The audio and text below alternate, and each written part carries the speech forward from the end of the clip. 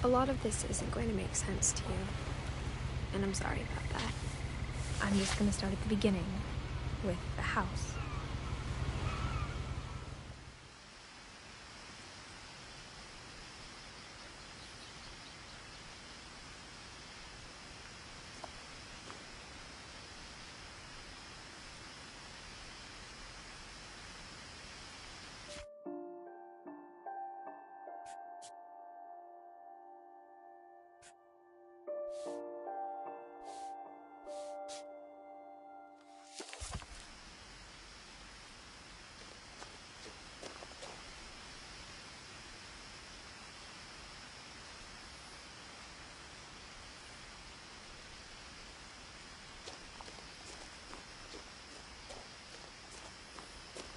I lived here until I was 11, but I wasn't allowed inside half the rooms.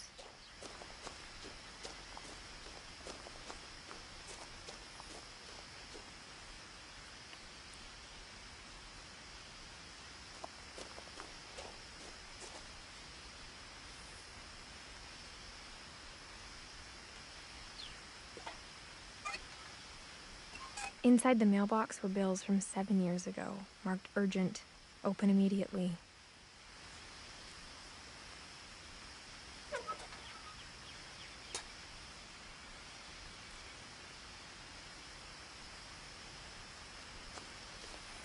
I hadn't been back since my brother Lewis's funeral.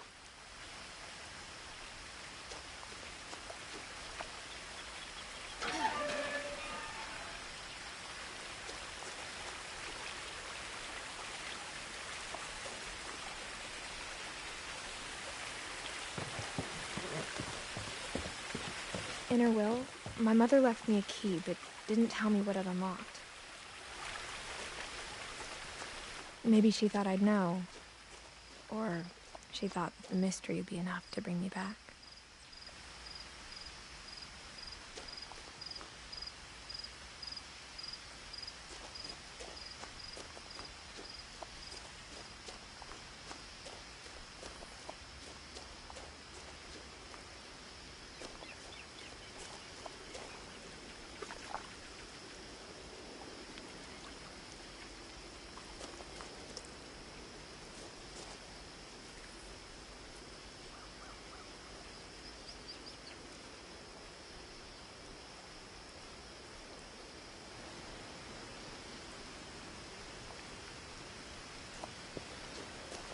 The truth is, even after I inherited the house, I never thought I'd come back to it.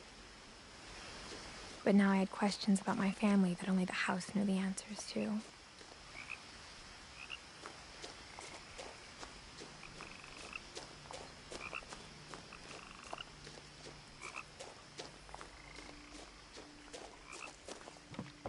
The woods around the house have always been uncomfortably silent.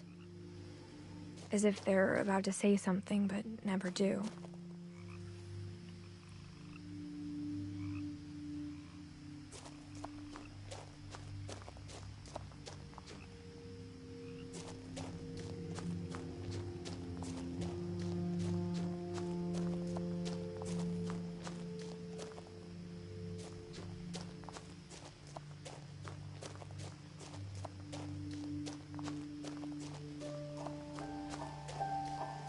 The house was exactly like I remembered it, the way I'd been dreaming about it.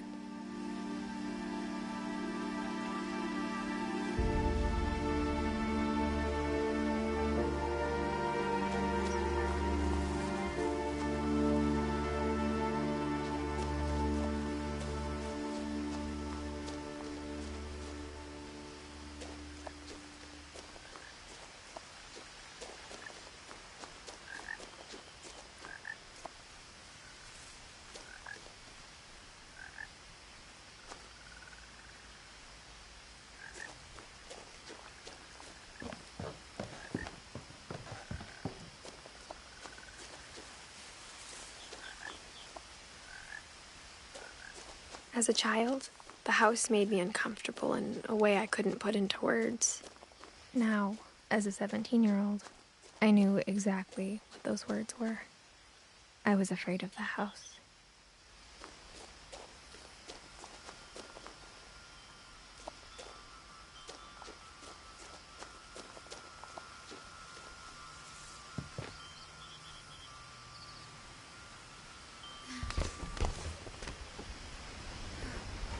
Crawling through the doggy door used to be a lot easier when I was 11.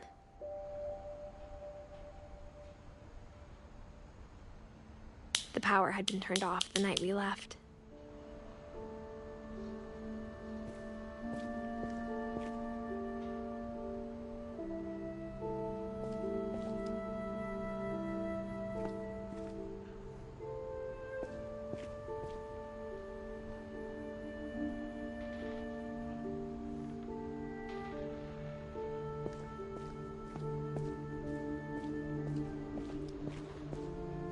For the first time in years,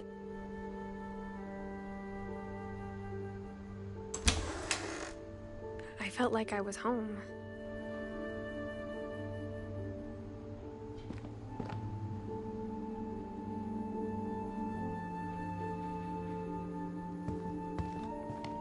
But instead of a family, there were just memories of one.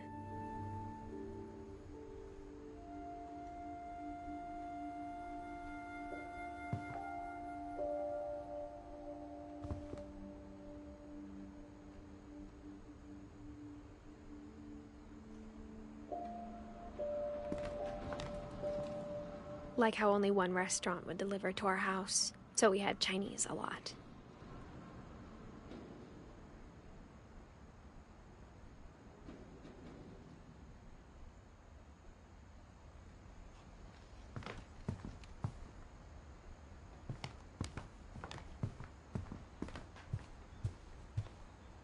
The table was still a wreck from the night we left.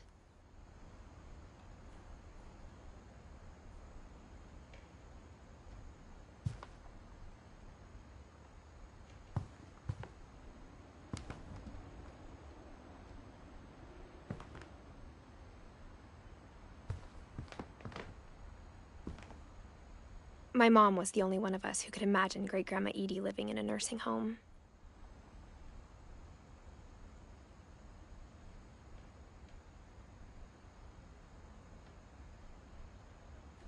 It was like a bomb had gone off, killing everyone but sparing the furniture.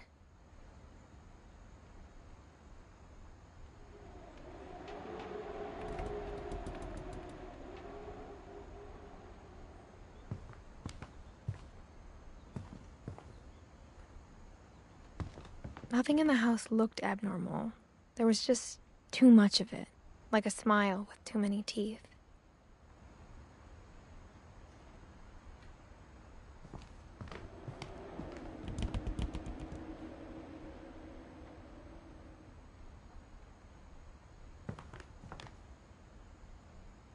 Even the fireplace had a story. Edie told me the bricks came from the original house, after it sank.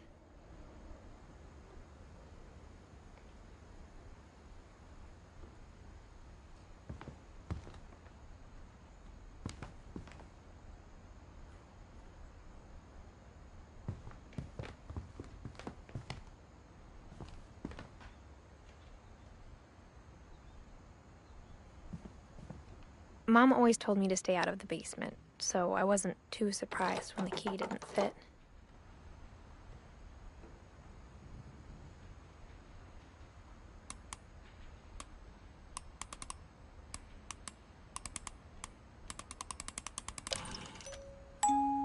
Great-Grandpa Sven built a music box for Barbara, along with the rest of the house.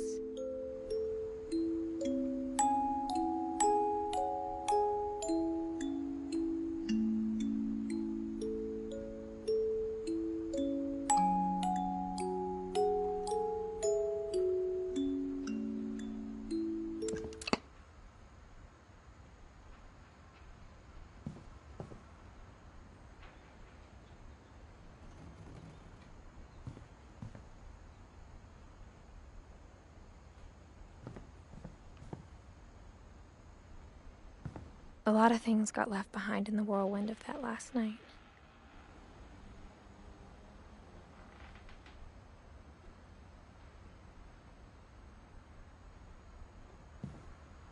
My mom wasn't much of an optimist, but she never stopped believing that my brother Milton was alive.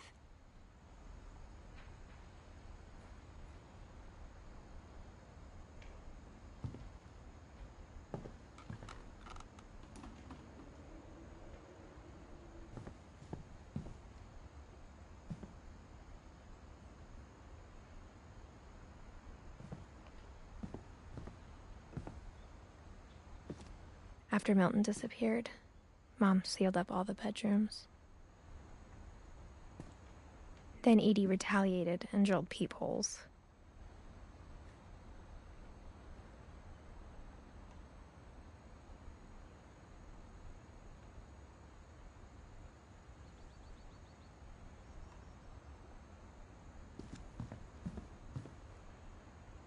I spent a lot of time playing in Great Uncle Walter's room.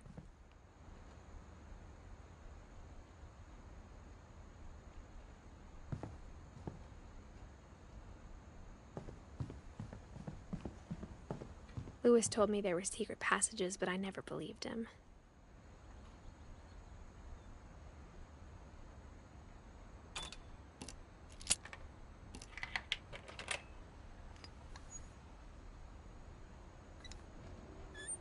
Turns out, my mom was really good at keeping secrets. Now it was time to find out what my mom had been afraid of.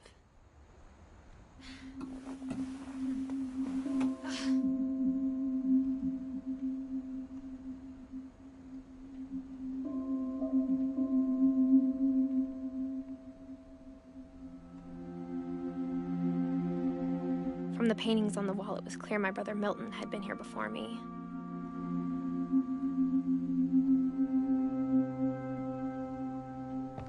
Reading this, maybe it sounds like I had a plan. But I had no idea what was behind that door.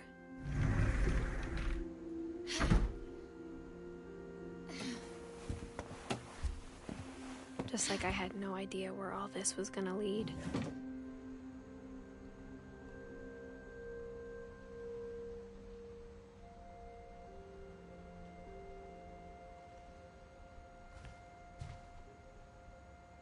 I grew up looking at Molly's room through the peephole.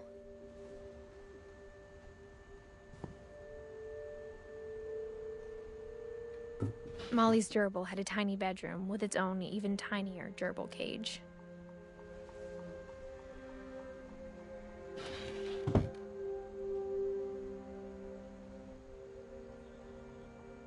Being inside for the first time, I felt like I'd stepped behind a painting.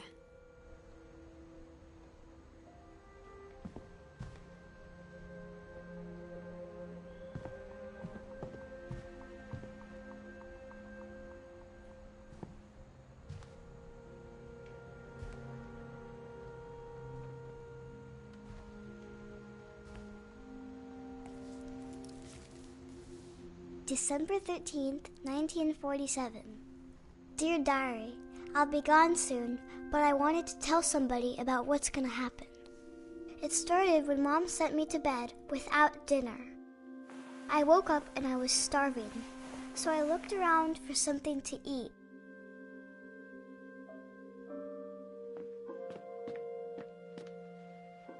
The gerbil food was dry, but I didn't mind it.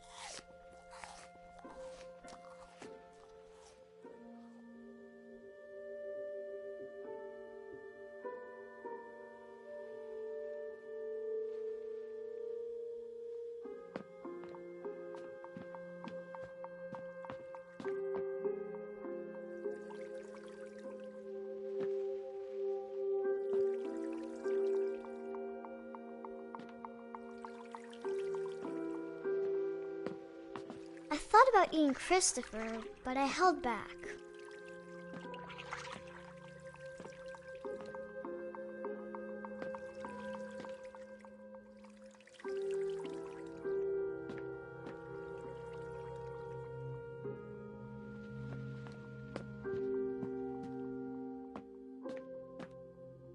My Halloween candy was all gone.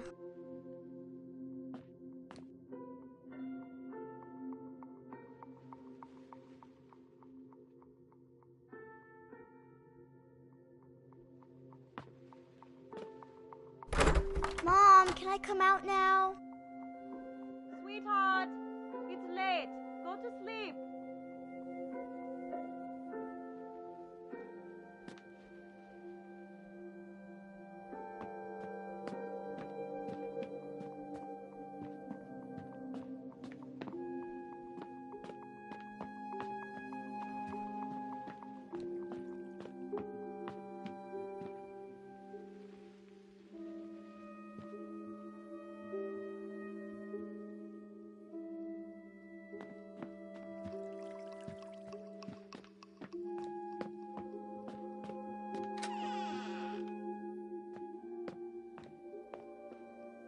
I kept eating and eating.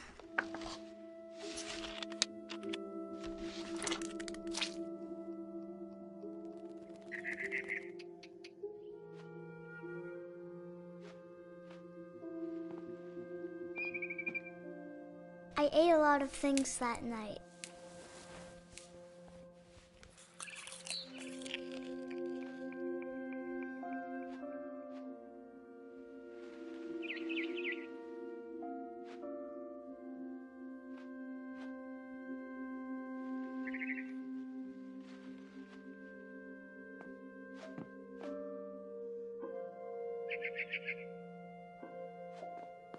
Then I heard chirping outside my window.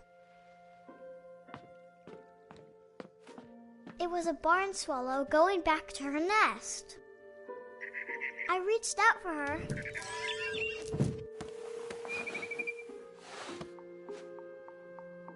And suddenly, I was a cat.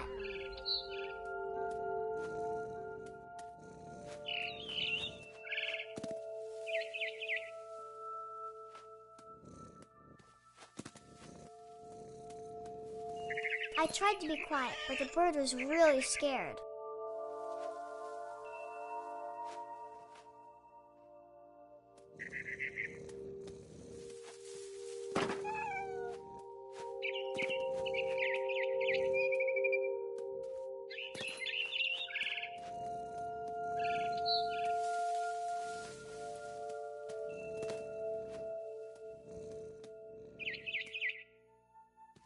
Mom and Dad didn't even look at me.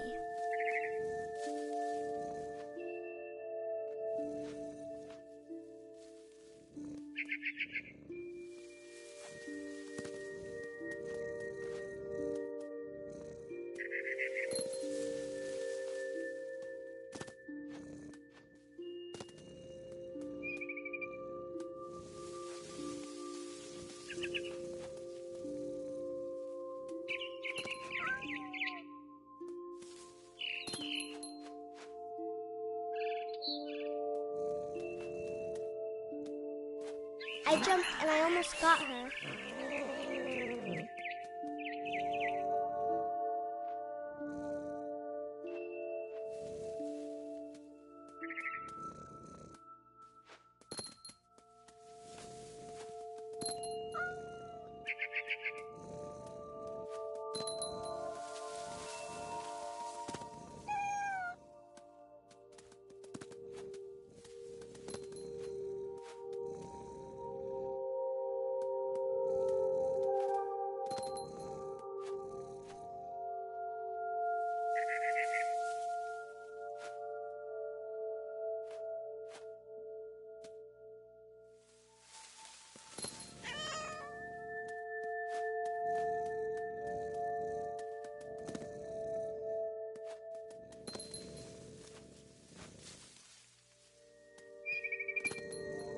I could tell she was getting really tired.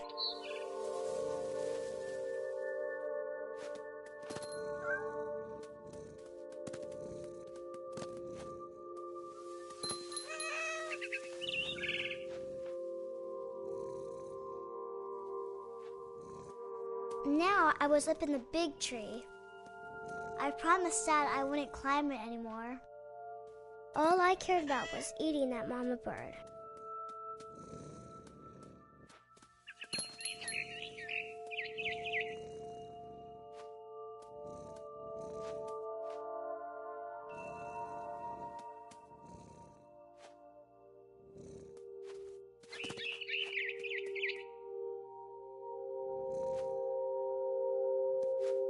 I gobbled her up.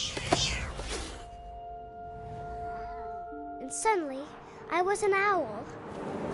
First, all I heard was the wind. Then I heard little teeth nibbling in the grass.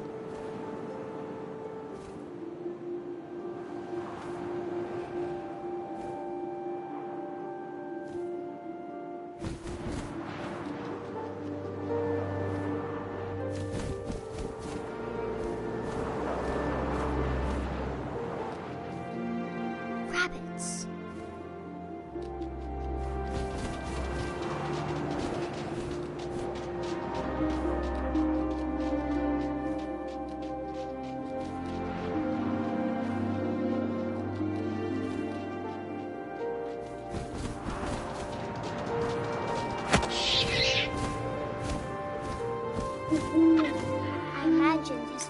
looking up and seeing mine through my talons. I swallowed him up, and I didn't chew one bit. Then I flew off to find something bigger.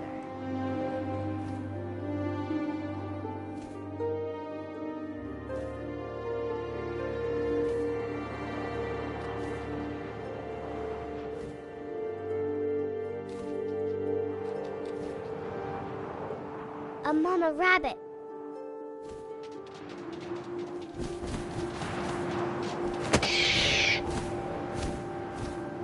She was almost too big to carry. I started choking, but I couldn't stop eating.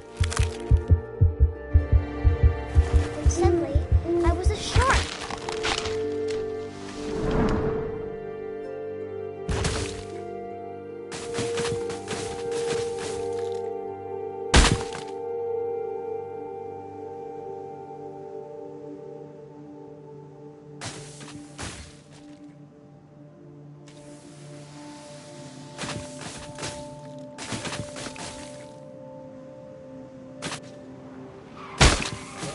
I rolled off a cliff and into the ocean. Now, I was hungrier than ever.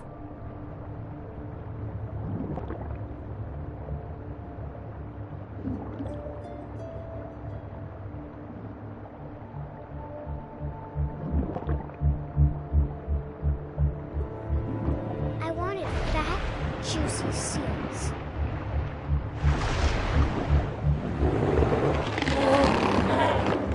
I tore off her flipper, and it tasted really good.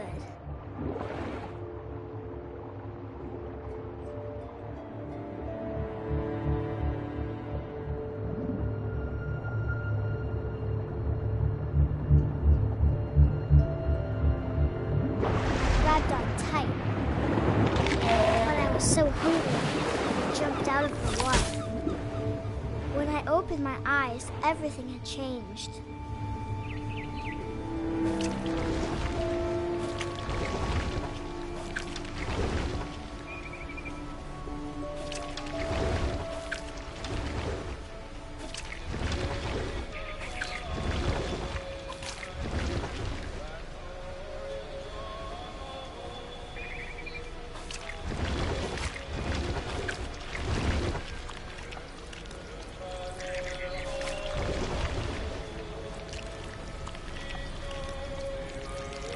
Now I was a monster, and I smelled people everywhere.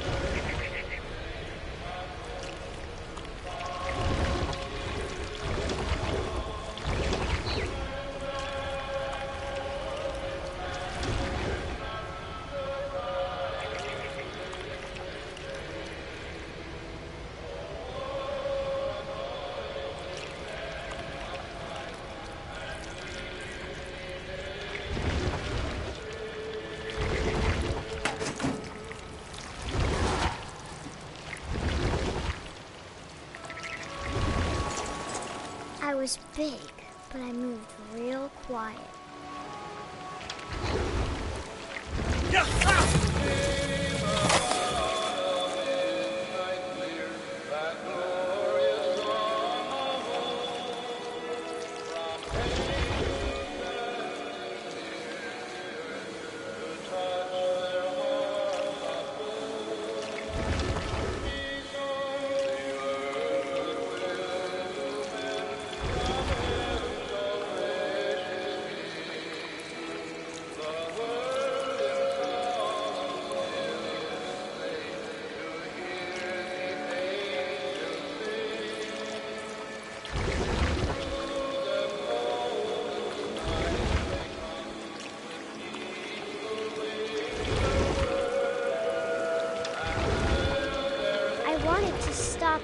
also, I didn't.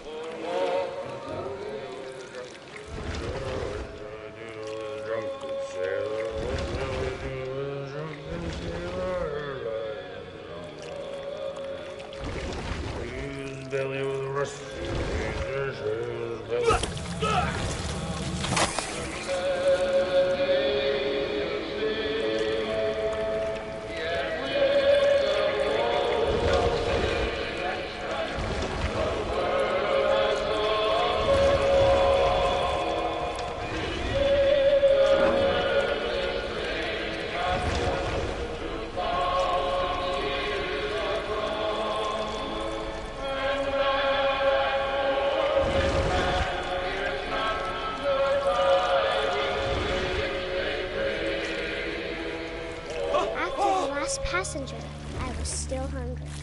And to cross the water, I smelled something new. Something I had to have, so I swam towards it.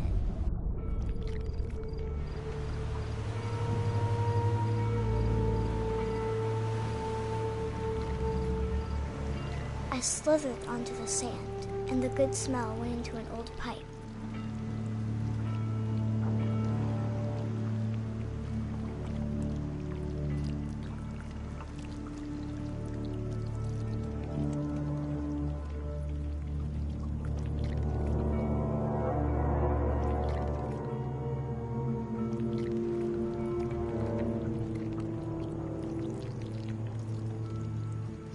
I got closer and closer.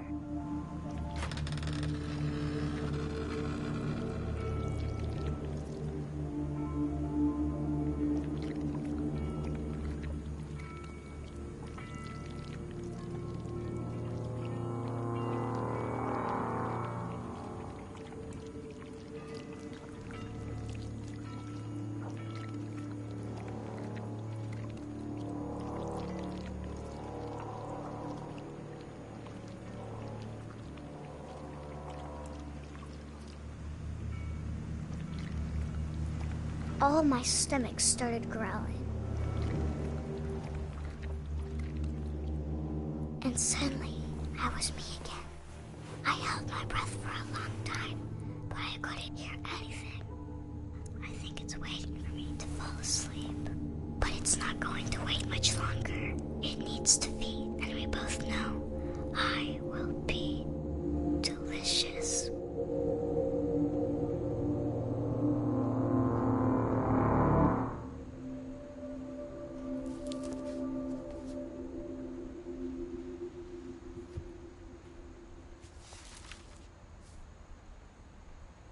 I'm not sure if I believed all of that, but I'm sure Edie would have.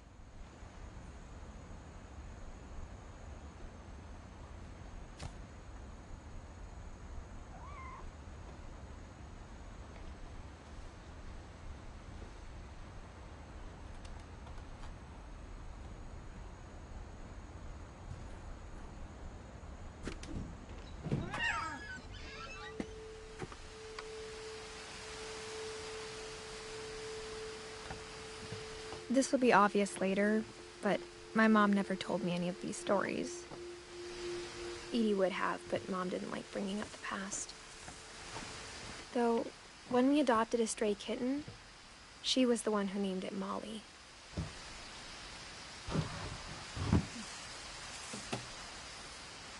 I spent a lot of time in Great-Grandma Edie's room.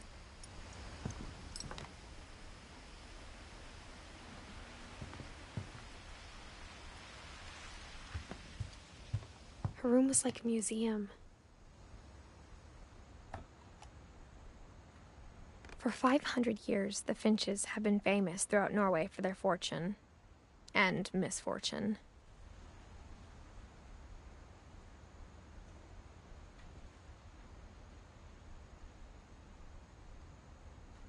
Odin Finch buries the latest victims of the family curse, his wife Ingeborg and their newborn son, Johan.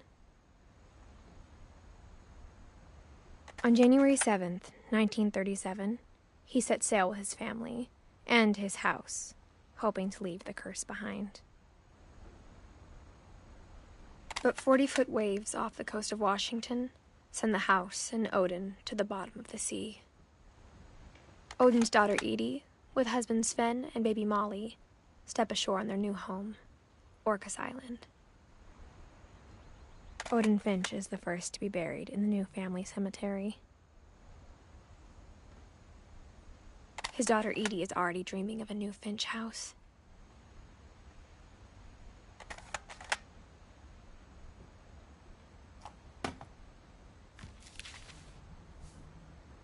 Whatever's wrong with this family, it goes back a long ways.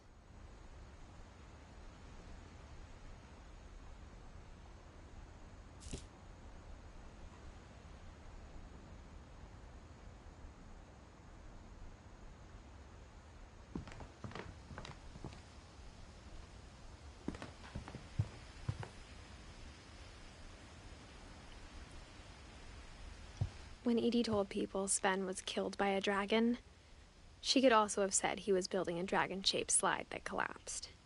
She could have, but she didn't.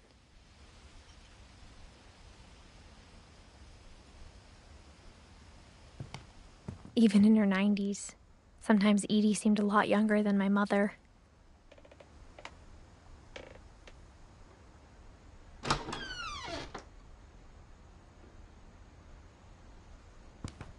The only trace Grandpa Sam's first wife, Kay, left on the house was the pink bathroom. It was a pretty big trace.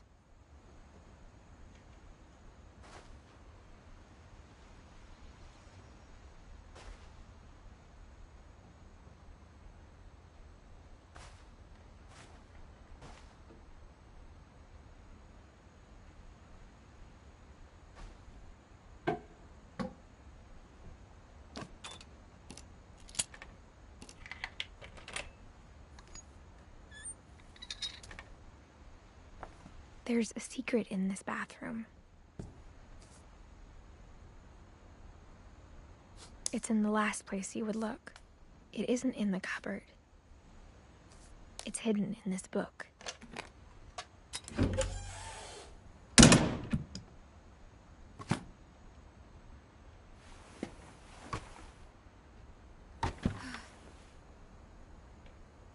Sven gave Sam an old camera he'd refurbished. He never put it down.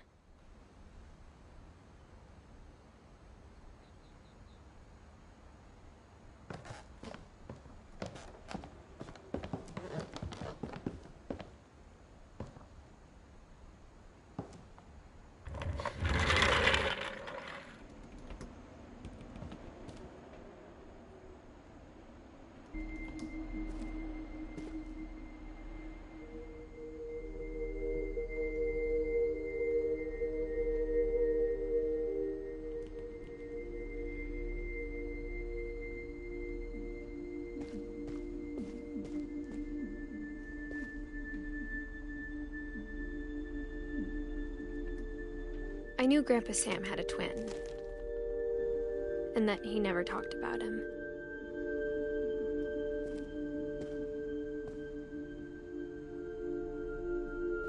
I guess my grandpa didn't like history any more than my mom did.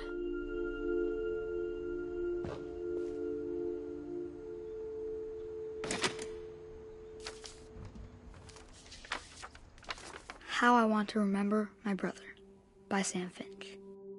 The thing I remember is that when he made up his mind, that was it.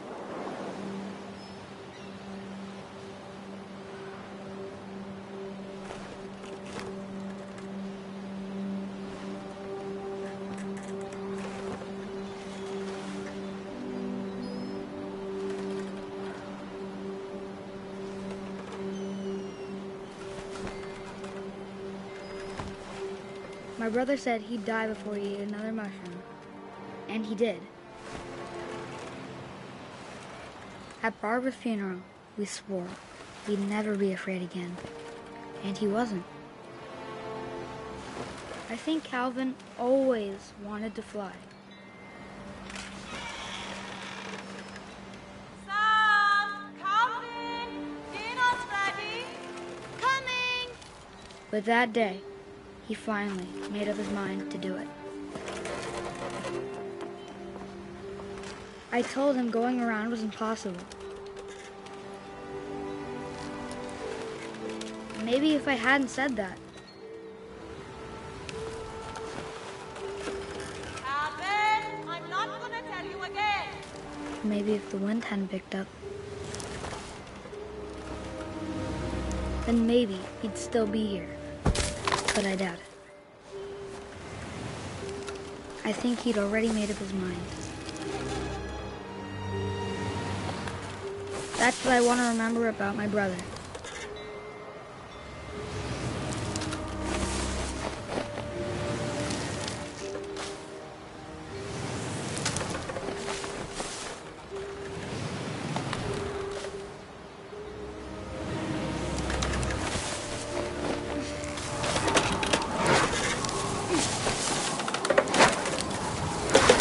The day he made up his mind to fly.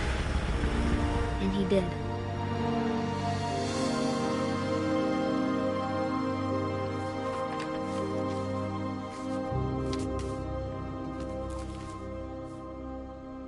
Calvin's story felt strangely familiar.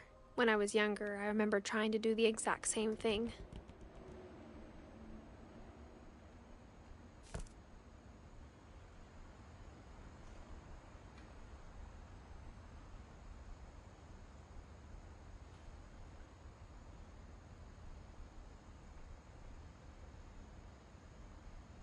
After the funeral, Edie roped off Calvin's half of the room.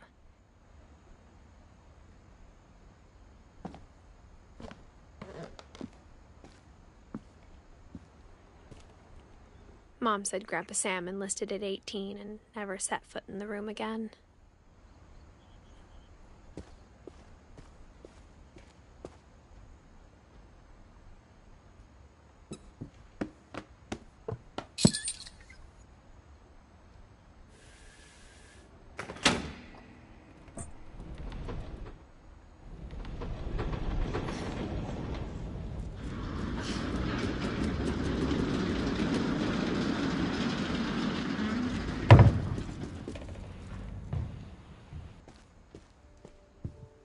The passages were a pretty tight fit. They'd obviously been built for smaller hands and bellies.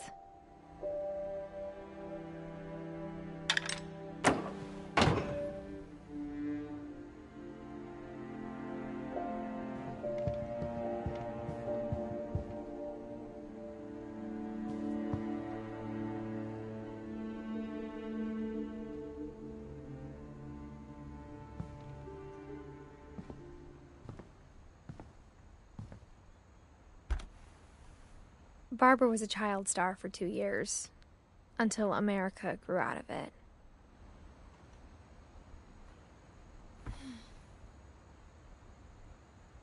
Edie's father, Odin, built the original house.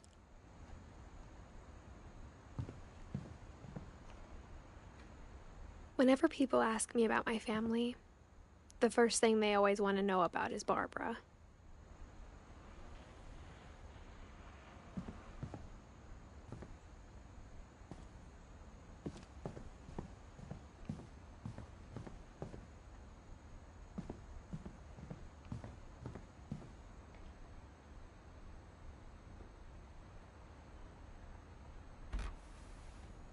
The last time I was in Edith Sr.'s room, I was 10 and she was painting my portrait.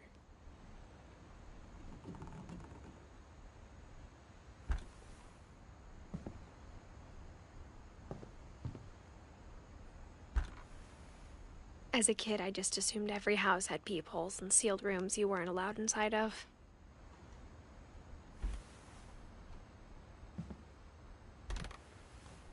My Grandpa Sam spent 7 years sharing a room with his dead brother, Calvin.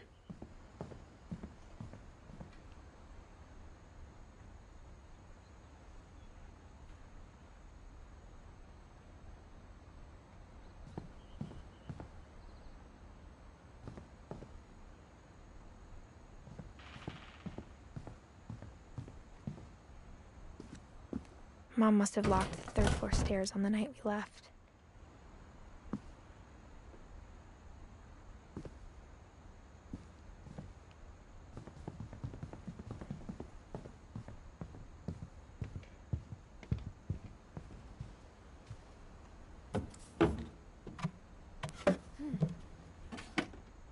Growing up, I always thought of Barbara as a child star.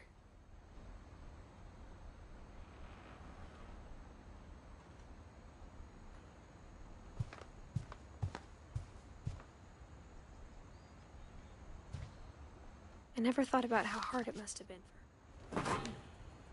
Of all the stories people wrote about Barbara's death, I'm surprised Edie saved this one.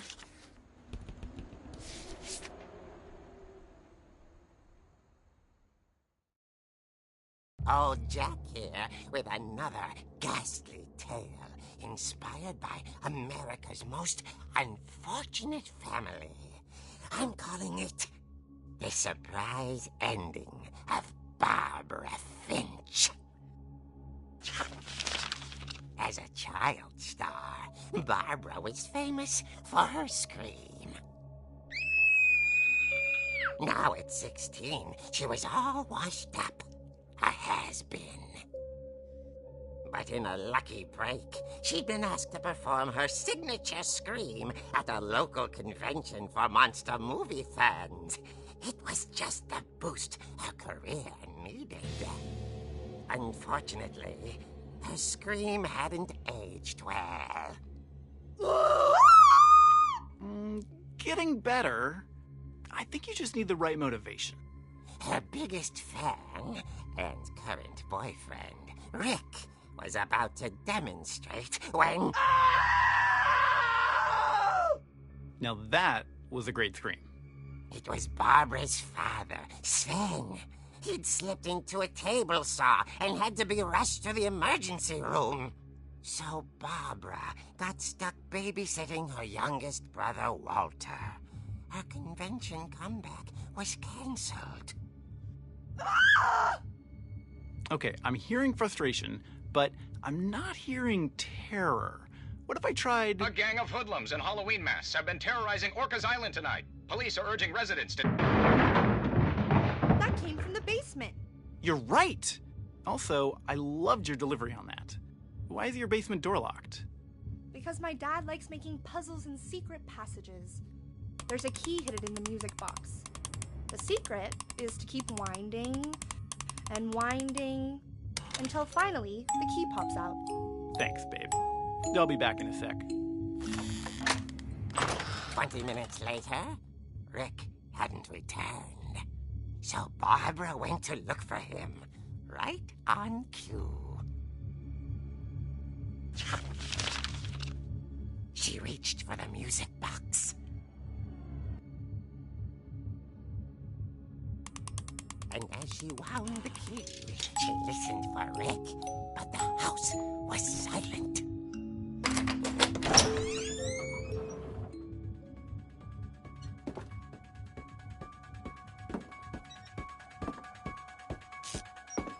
She found Rick's crutch and imagined the worst.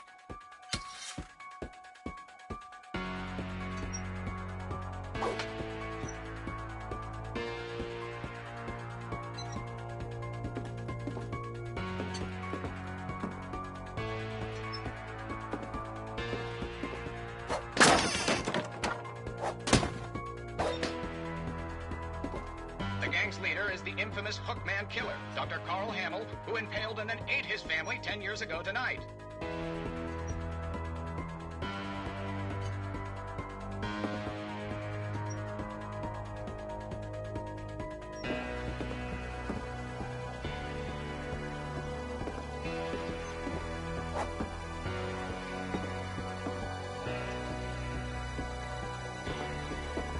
The old fridge rattled and grew still.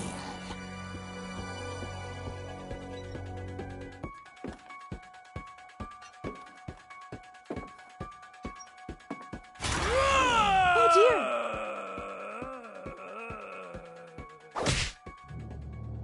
Oh! Rick? Barb, relax. I was just trying to scare you to help you find your scream. Well, I'm not scared, Rick. I'm furious. Then act furious. All I'm getting from you now is that you're hurt and confused and you're... She threw him out, but she kept a little something to remember him by. Barb, Have you seen my other crutch? And she was still holding it when she fell asleep watching the late picture show. Hours later... Barbara! Walter, what's going on up there? Ah! Okay, I'm coming up, but if this is a trick, you're dead, Walter.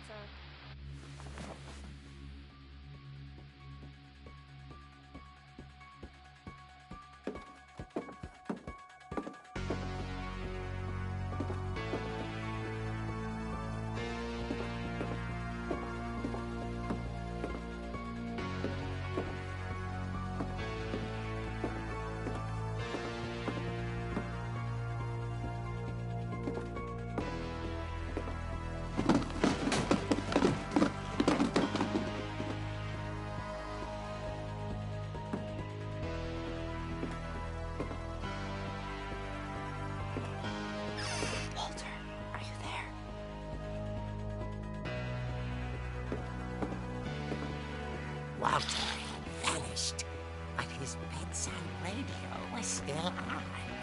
Orcas Island police describe the man as 6 feet tall, with a steel hook for a hand. Residents are urged to lock all doors and windows and notify the police of any suspicious activity. Barbara turned, saw the hook man, and was speechless. He was quite smashing.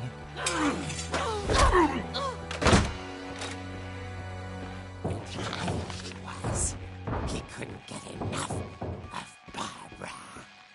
Okay, Barbara, there's gotta be another way out of here.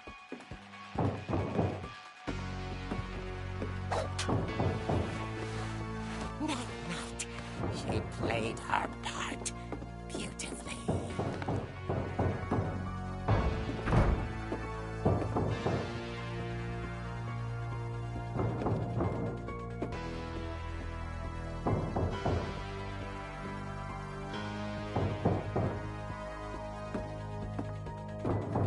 She thought about abandoning Walter, but just couldn't do it.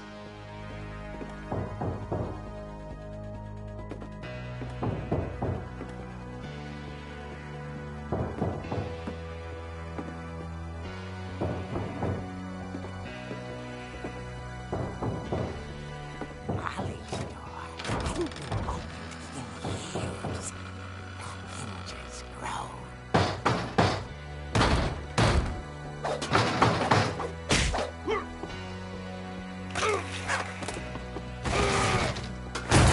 He wasn't moving, but she sensed the story might not be over yet.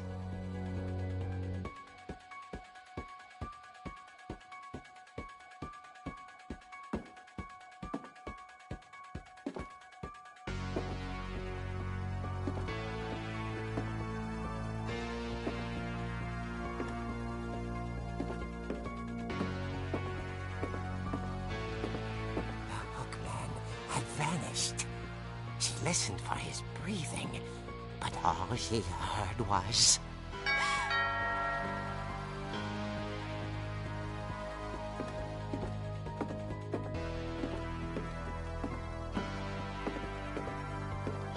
At the door, she heard whispering. It was coming from inside the house.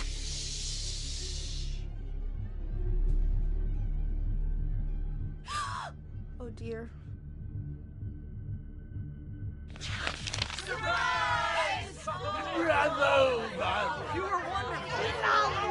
monsters had come to surprise her. For Barbara, it was a dream come true. Then she saw what kind of monsters they were, and she realized what was about to happen. She's going to be famous. And with her final breath, Barbara Finch gave the performance of her life.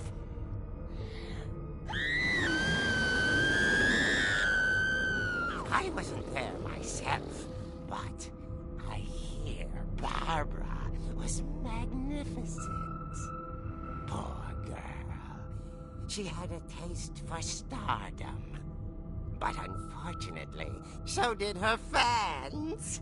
Of course, the police blamed it all on poor Rick, who disappeared the same night. And little Walter? Hiding under his bed the whole time. He took it all pretty hard, but that's another story. As for Barbara, tucked inside the music box is all they ever found of her. Her ear. Now that's what I call a real eerie tale.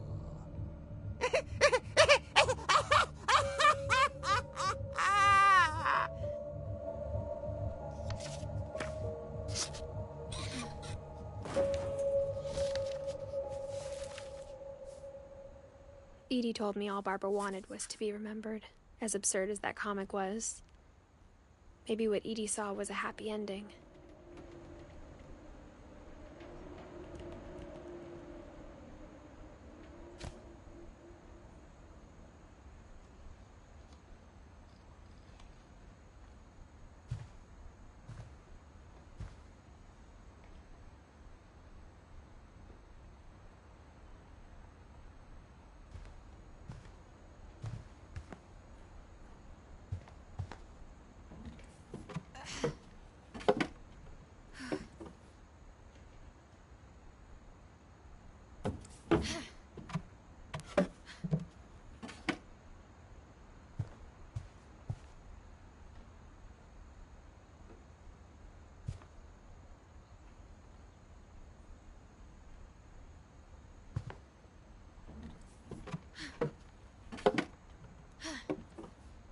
I guess now I know why Mom didn't like me playing with the music box.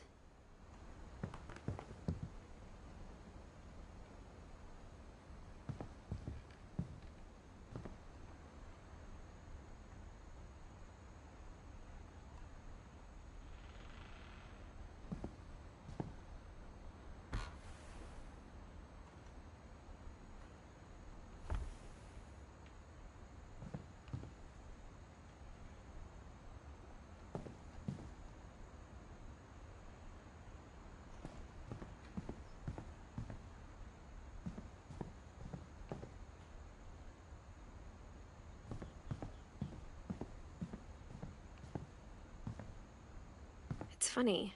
All those times I played with the music box and never found the basement key.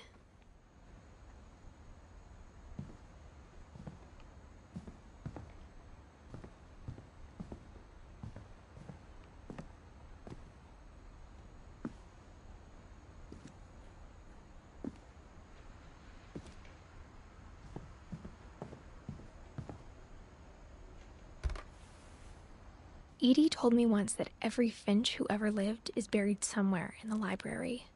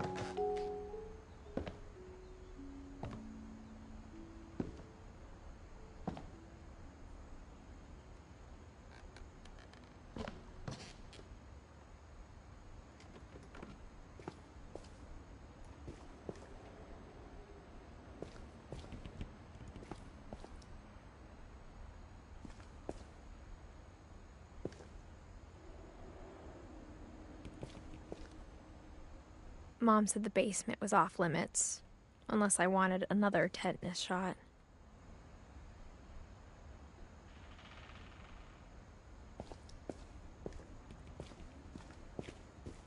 I saw Edie sneak down to the basement once, carrying packages.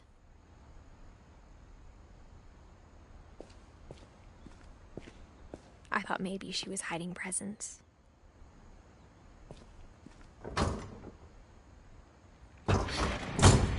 It turned out she was hiding a lot more than that.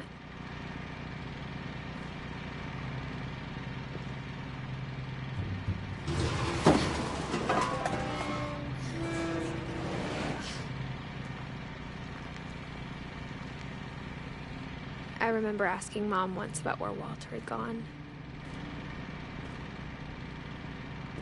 She said after Barbara died, he got as far away as he could.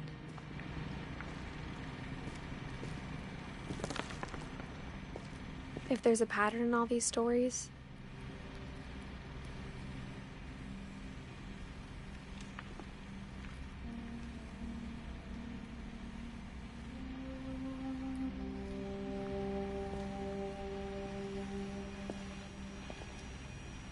I think it's that none of us has gotten very far.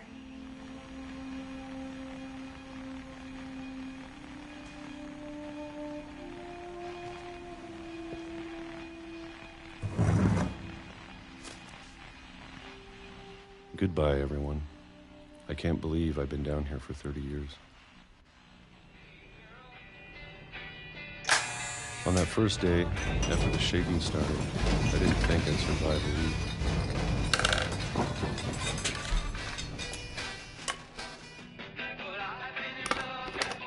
But after a few days, I settled into a routine. That's what kept me sane. Having a schedule, living for today. I always expected to be dead tomorrow. But if you wait long enough, you get used to anything.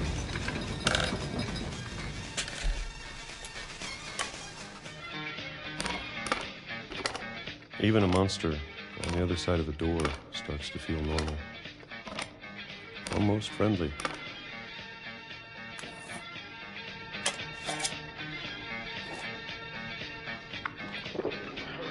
And then one day, everything just stopped. Whatever that thing was, it was gone. Maybe it got tired of waiting. Or maybe I just got tired of being afraid.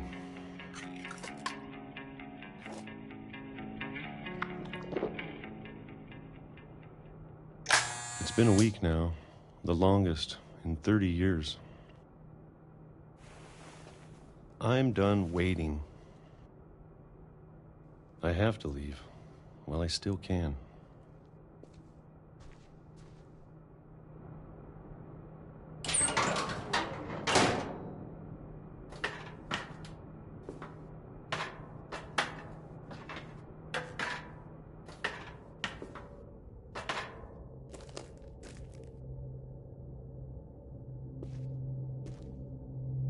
I know it's out there, somewhere.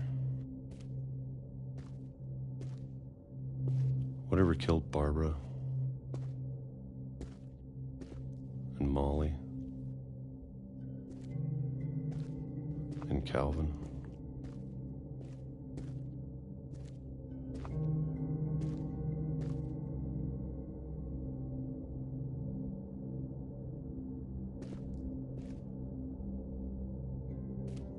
Maybe this is all a mistake. But I need to stop living the same day, even if it kills me.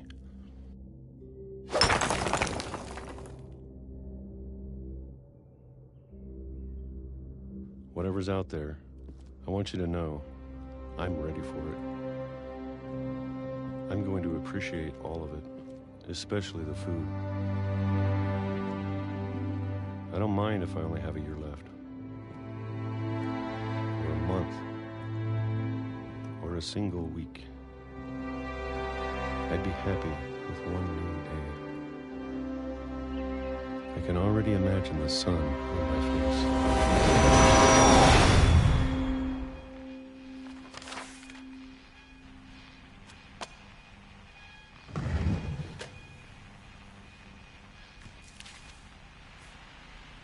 Walter died when I was 6. I can't believe my mom never told me he was down here.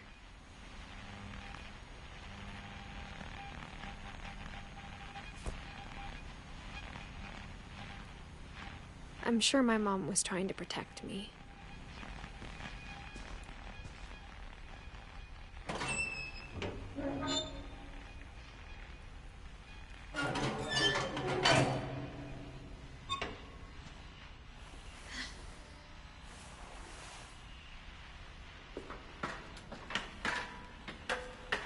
Maybe she was afraid I'd end up like Walter.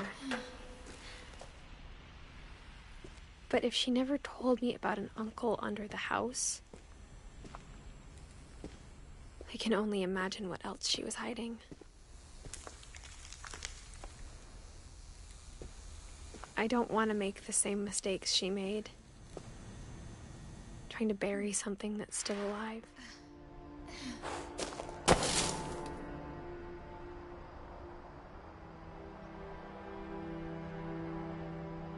Now that there's only one of us left, or maybe two, I thought it was time I heard the stories for myself and found out what happened to everyone else. But now I'm worried the stories themselves might be the problem. Maybe we believed so much in a family curse, we made it real.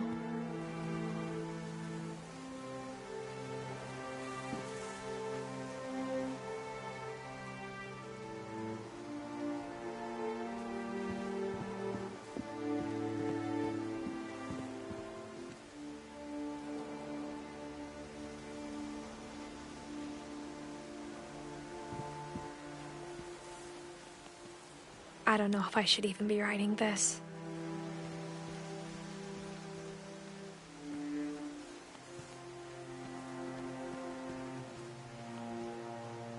Maybe it'd be better if all this just died with me.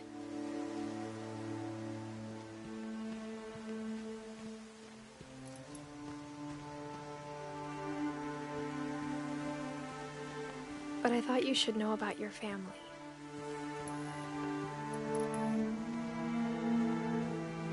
And the history you're a part of.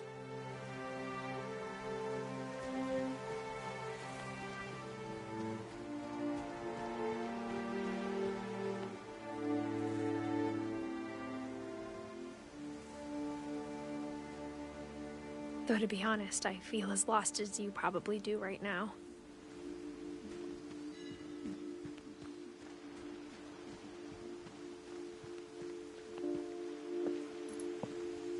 I think the people in these stories believed them, for what that's worth.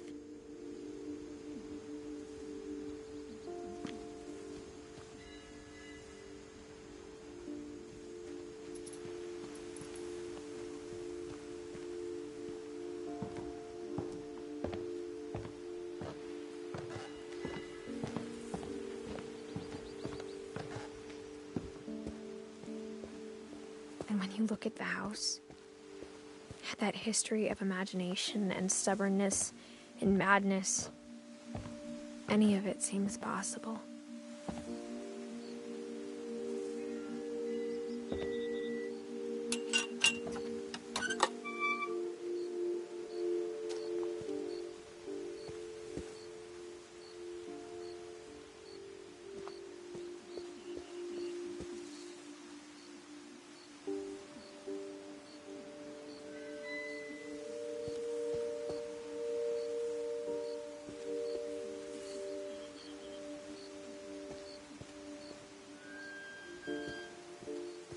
I think we've been surrounded by death for so long, we've just gotten used to it. What kind of family finishes building a cemetery before starting the house?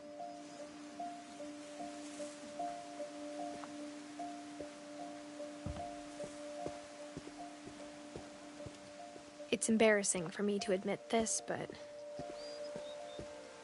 the pet cemetery made me more uncomfortable than the human one.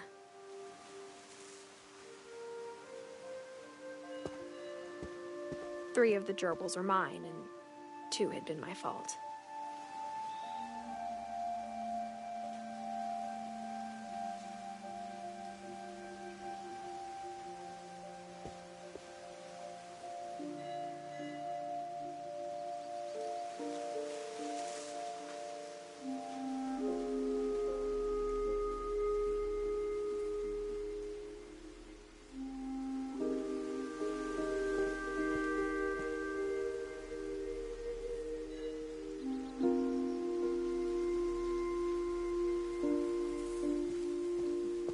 Sven built the house, but it was Edie who designed the cemetery.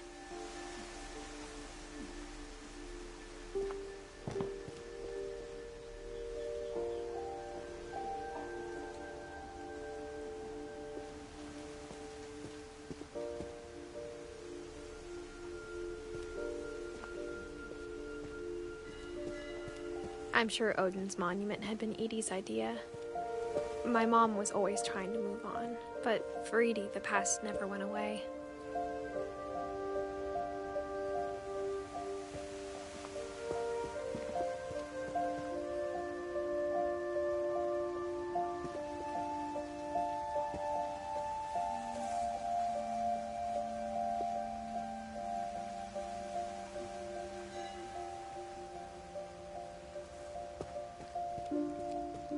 She could see it poking out of the water at low tide.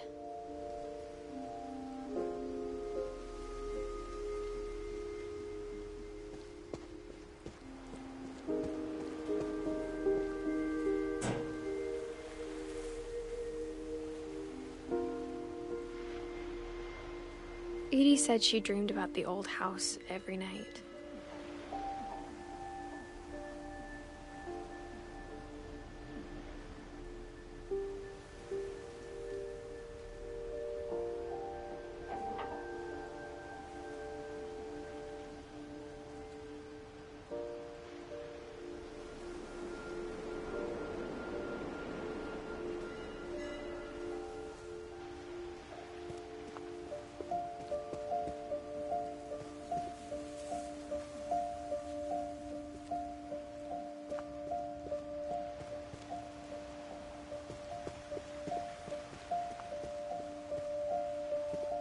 Edie's side was always easier for me to understand.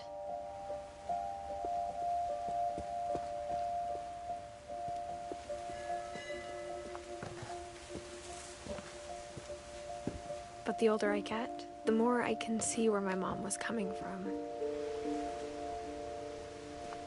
Her dad had been pretty strict, but it wasn't enough to save her brothers. She was just trying to do better.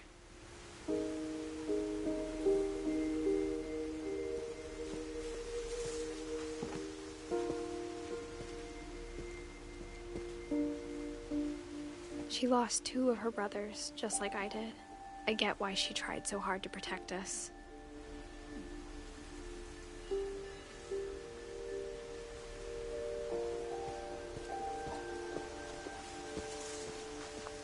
There's so many things I wish I could ask my mom now. Part of me thinks this is what she wanted all along. For me to come back someday and find everything out for myself.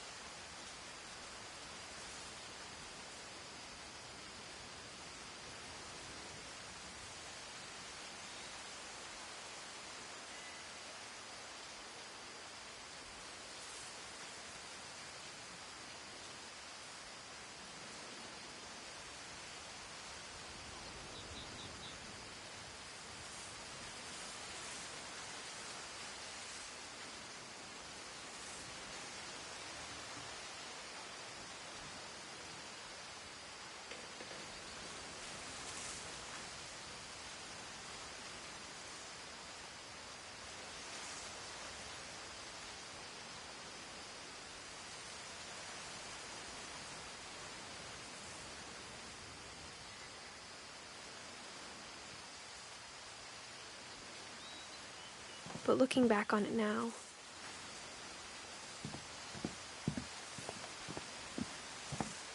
if she told me there was going to be so much climbing, I never would have come when I was 22 weeks pregnant.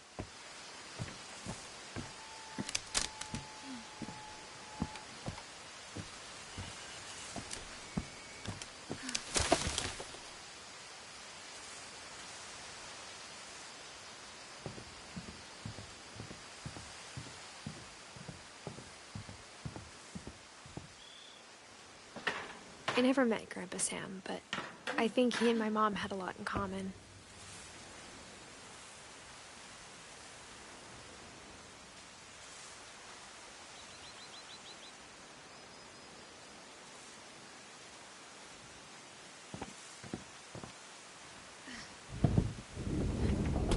They were both pretty intense.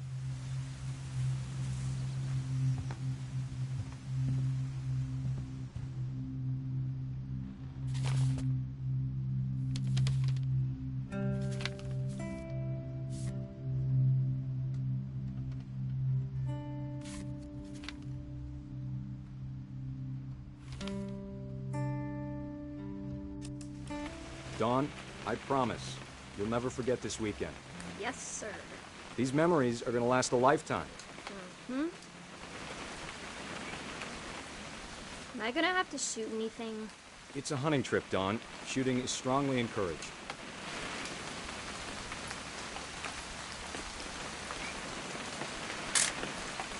Shouldn't we be leaving?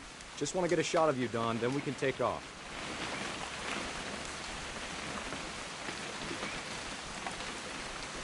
What? Perfect.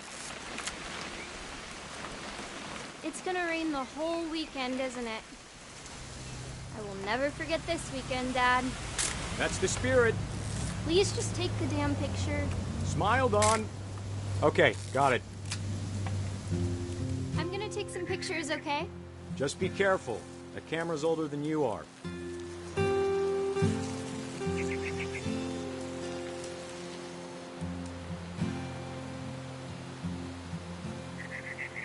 You're right, Dad. It's starting to clear up.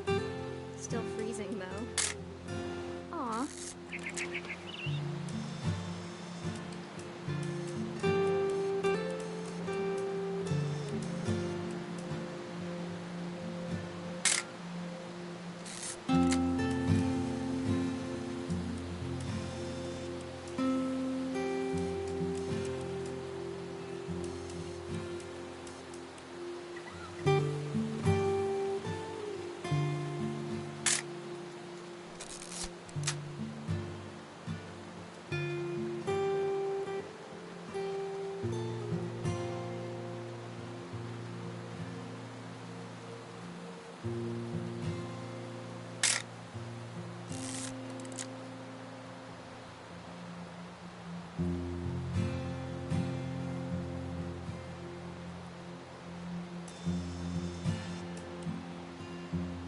Definitely should not have drunk all that coffee.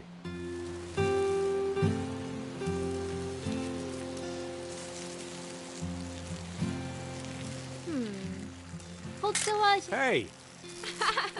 That's the keeper. I'm just saying, I'm not always gonna be here, Dawn. You'll need to remember this stuff, if you want to survive. I'll be fine, Dad. You know who else thought he was gonna be fine? Some guy who died. Dawn, I'm being serious. I know, Dad. You're always serious. Doesn't being out here make you want to chill out? Well, to tell you the truth, I haven't been out here in 20 years.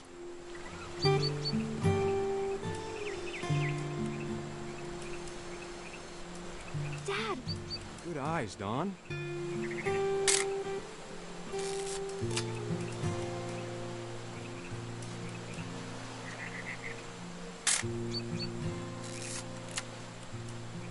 Before you take the shot, let me get a picture of you.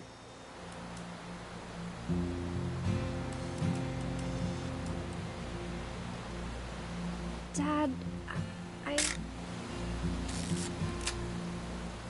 Let me get behind you. Do I have to do this? Dawn, you don't have to do anything. But if you want to survive, you'll need to be strong.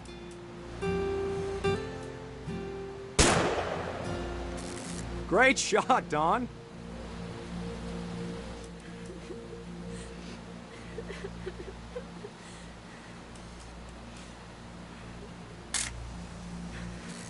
I'm proud of you, Dawn. Always remember that, okay?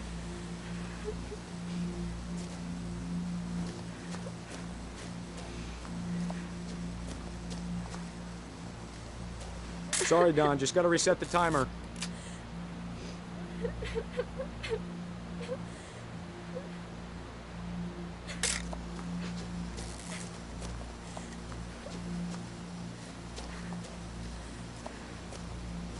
Dad, it's twitching.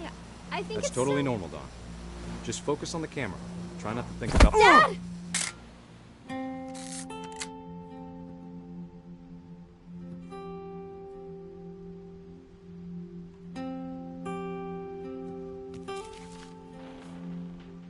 Of all these stories, that's the one I wish most that my mom had told me.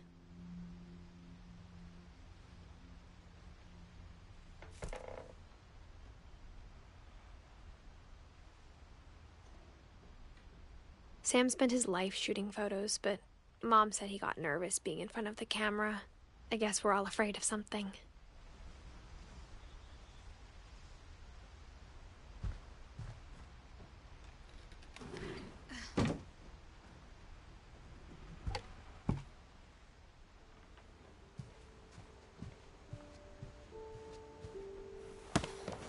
After Sam died, my mom and Edie got really close.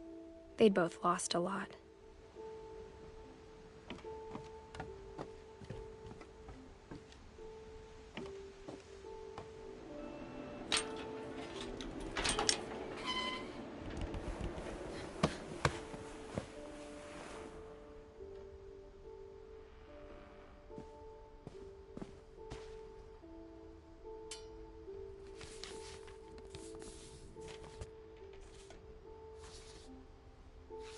Dear Kay, do you remember the way Gregory used to laugh when he thought he was alone? Like something funny was happening, but only he could see it.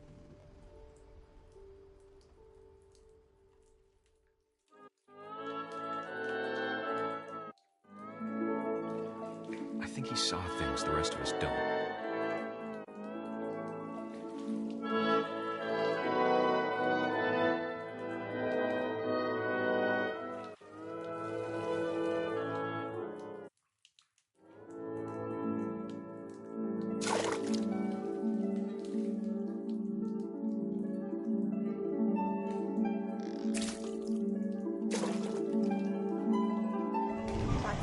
Gregory, it's time to... Hold on, sweetie. Hello? Sam, I told you I don't want to talk right now. I wonder what he saw. What his world was like.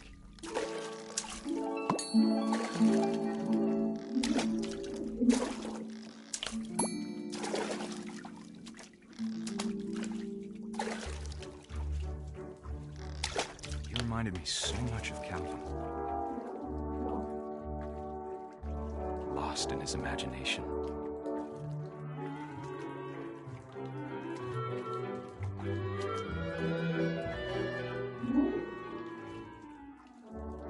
Whatever it was, he saw.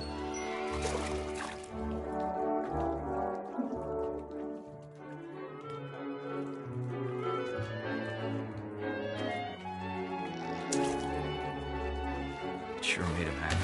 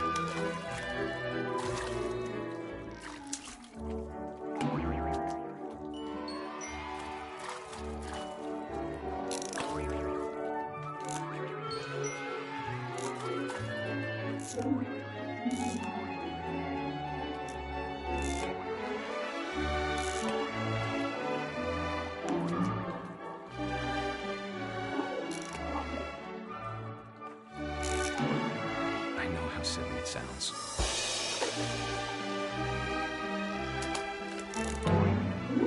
Well, I worried about a baby being too happy.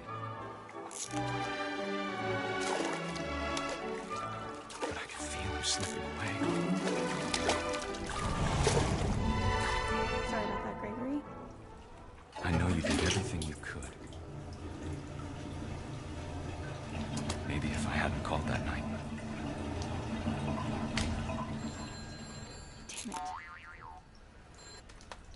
Hold on, I don't want Gregory to hear this.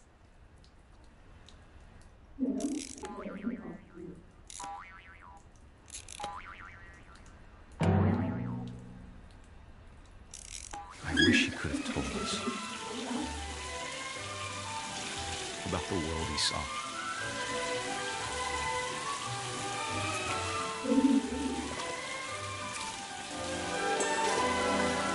There's so much I don't understand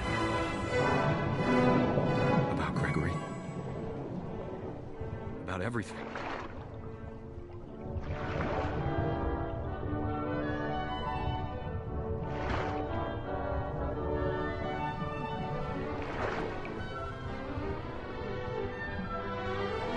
But I know what happened wasn't your fault.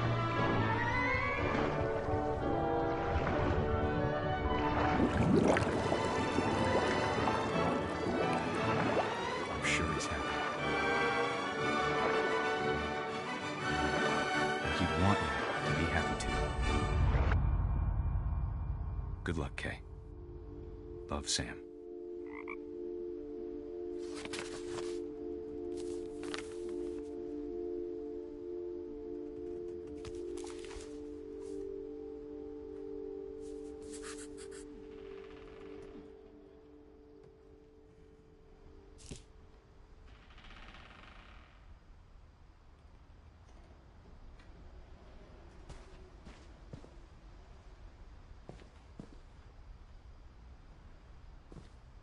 I can't imagine my mom ever writing poetry, and yet...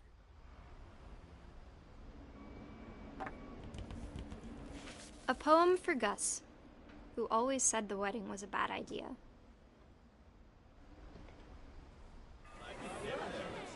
Our father never hit us kids, at least not very hard, before the day my brother said with teenage disregard that he'd be dead before he'd see a wedding in our yard.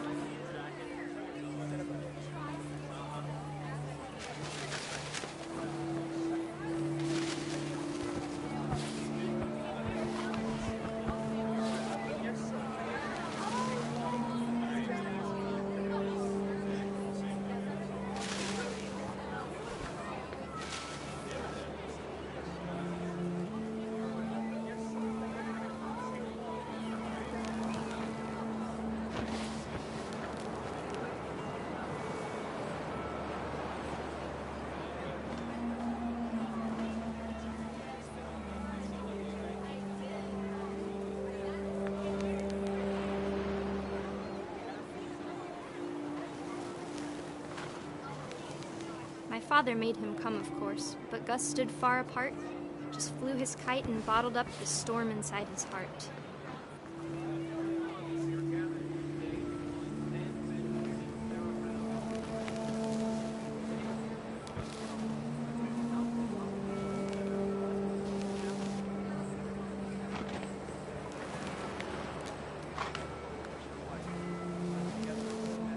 I tried to talk him out of it, but though he'd never met her, "We don't need a stepmom," were the words that I now remember. pronounce you husband and wife.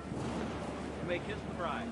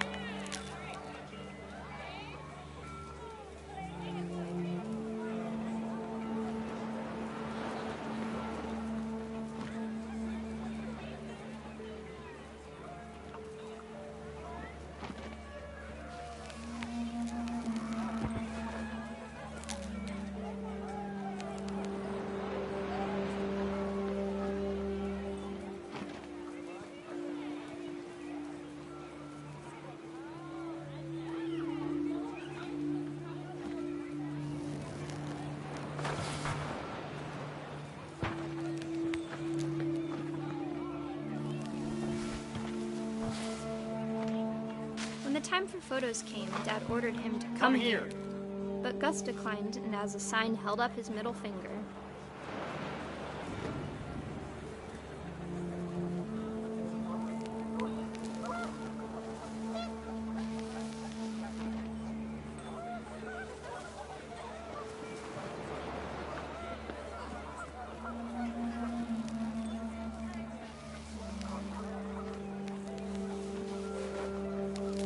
Wind picked up, and panicked geese appeared and quickly went.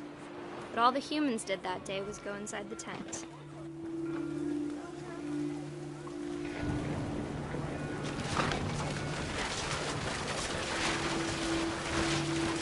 The rain came down in buckets then, but no one seemed afraid that nature might destroy the tent our dad had crudely made.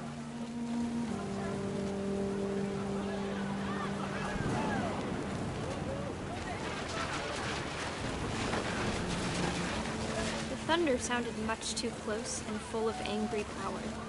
But all my father said to this was, "Make the music louder."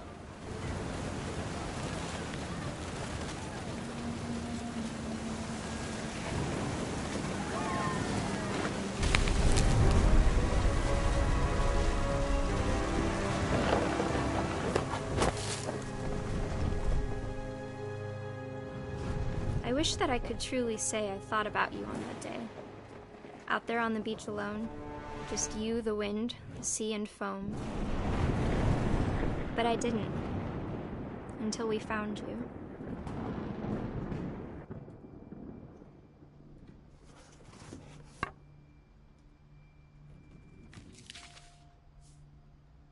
She never talked about him, but Mom told me once if I was a boy, they were going to name me Gus.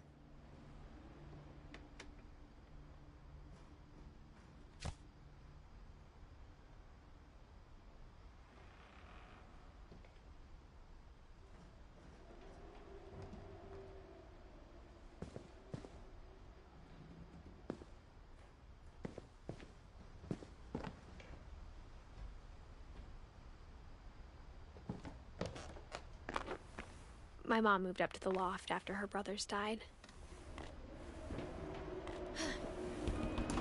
At the time, it was as far away as she could get.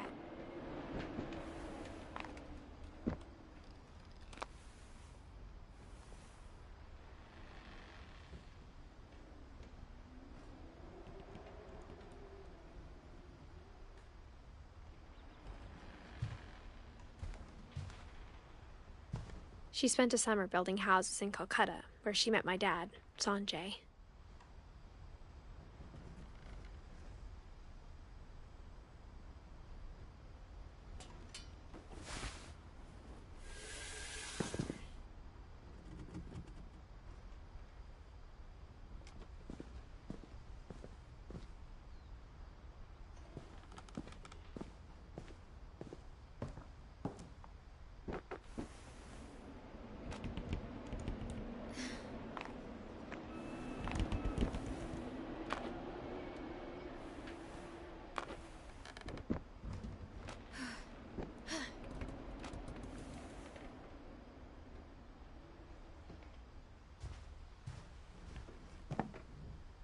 My mom moved to India a week after graduation and got a job teaching English.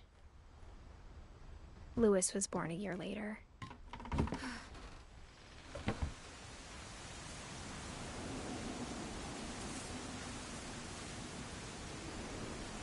When my dad died, I don't think Mom knew where else to go. I'm sure Edie was happy to have her back.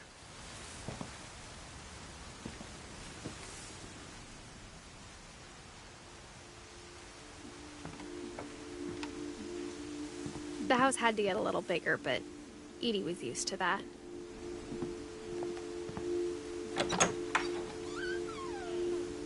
And for a while, things were good. Almost normal.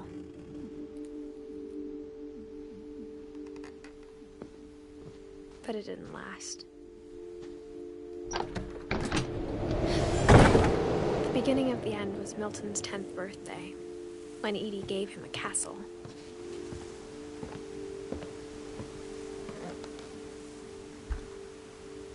After Milton disappeared, the only thing he left behind was a room full of paintings.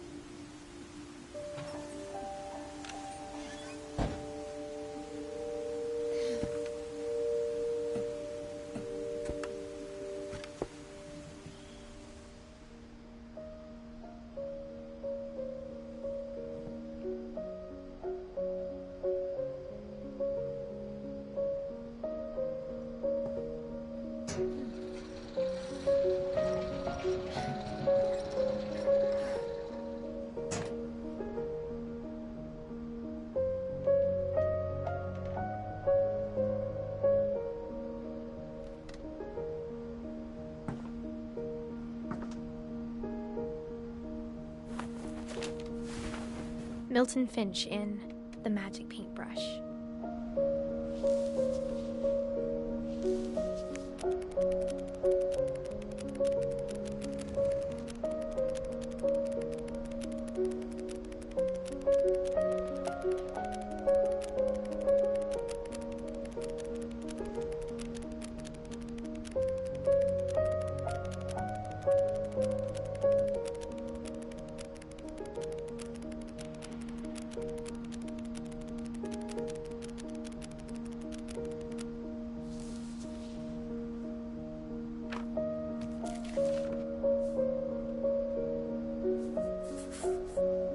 I was 4 when Milton disappeared.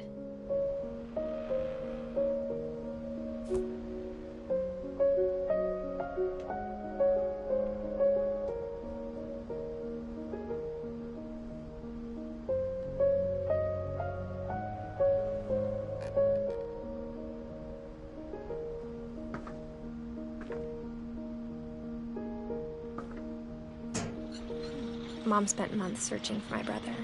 Then she sealed the doors.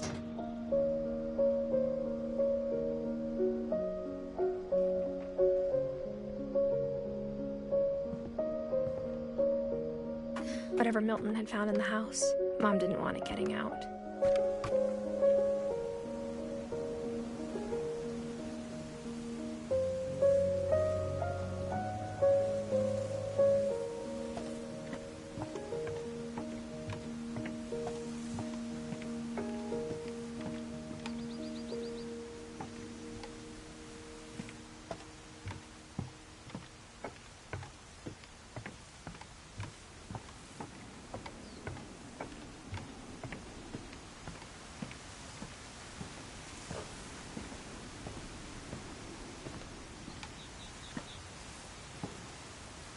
Mom definitely blamed Edie, but I think Louis blamed himself.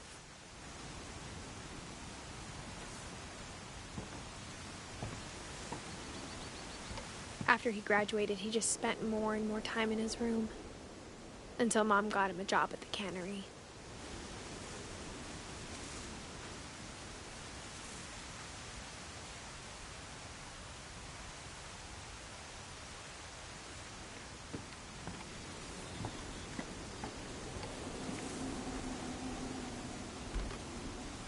Everyone always told me to stay out of Louis's room, except Louis.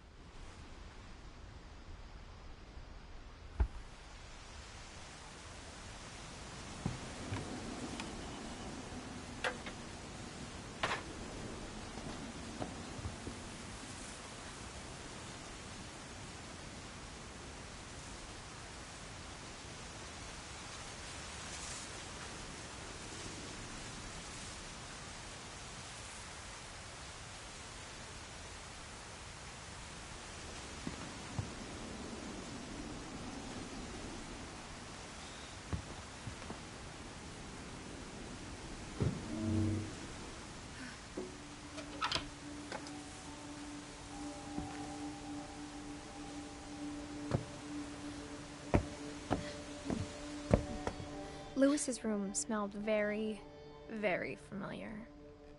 that part of him lived on.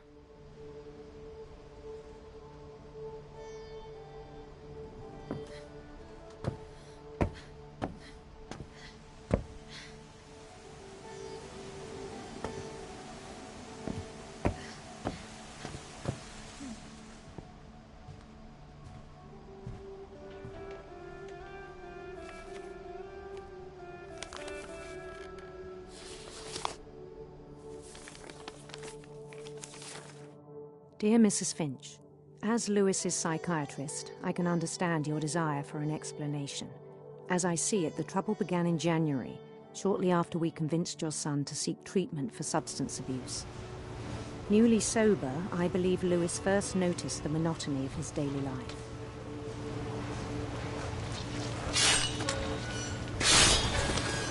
He kept working at the cannery, but he withdrew part of himself. In our sessions, I saw the same behavior.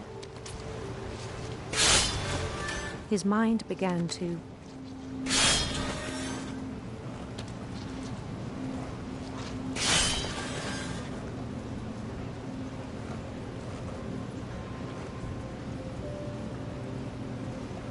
wander.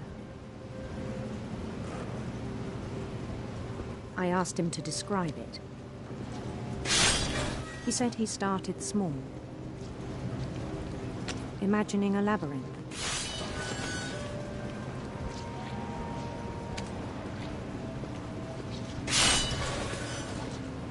He'd feel his way about.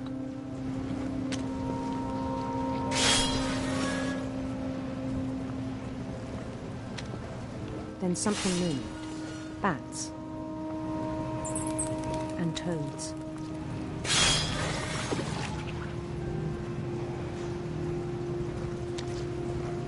And things that have not names.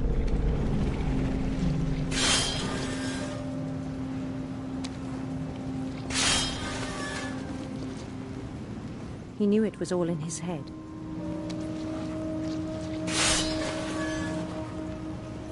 But he took it very seriously. I had hoped he'd find himself.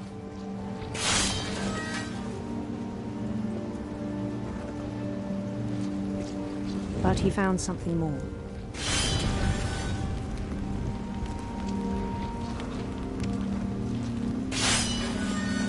I worried about him then, daydreaming at the cannery.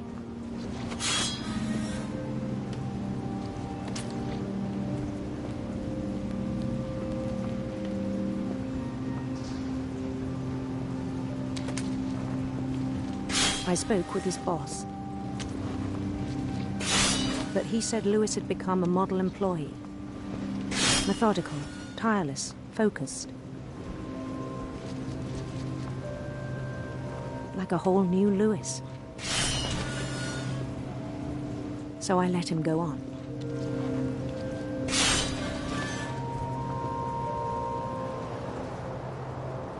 I even encouraged him.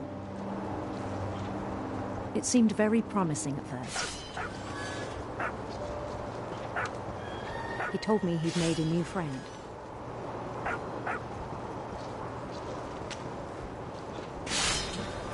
On the edge of a city he named Lewis Topia. He built the city up slowly, brick by brick.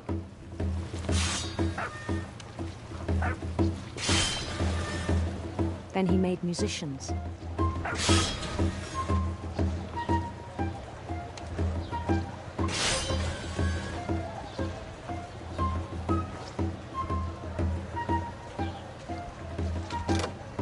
And songs for them to play.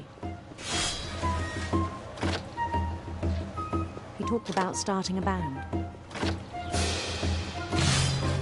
And he was always humming something. Every day his imagination grew stronger.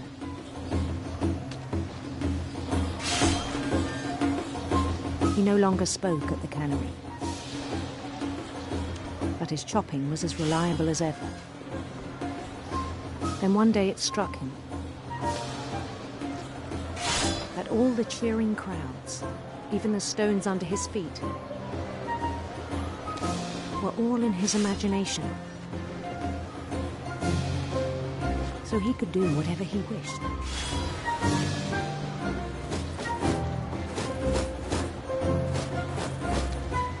He held an election for mayor. And he won.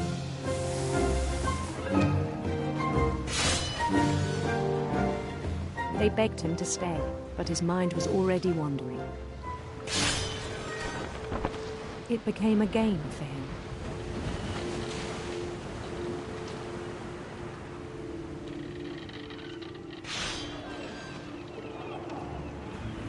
He'd conquer a city, then immediately push on.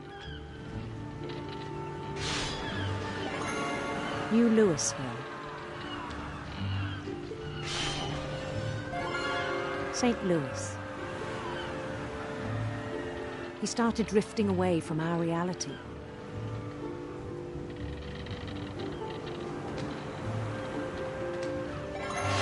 Minneapolis, until one day he forgot to go home from the cannery. Even as his mother pleaded with him, part of Louis kept sailing on.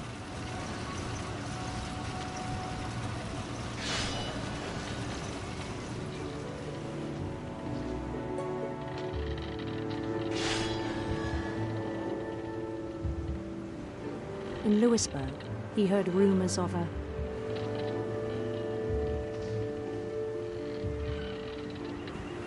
handsome queen.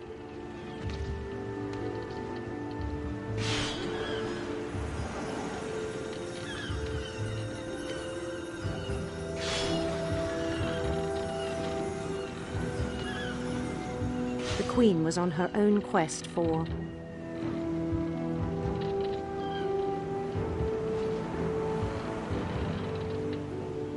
radiant rainbows.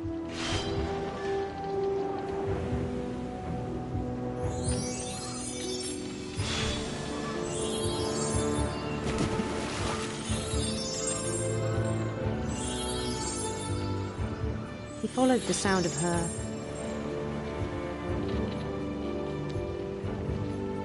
electric sitar.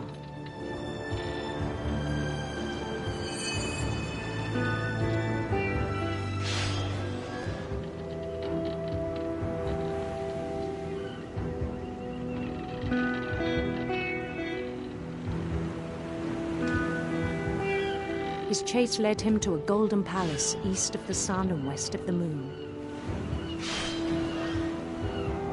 Even then, his logic remained sound.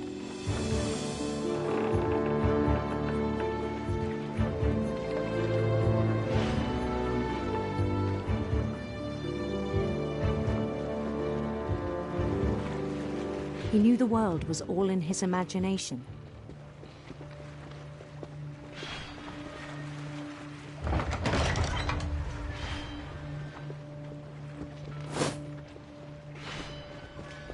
But he was so proud of having created it. In his own eyes, he'd become something greater than a king.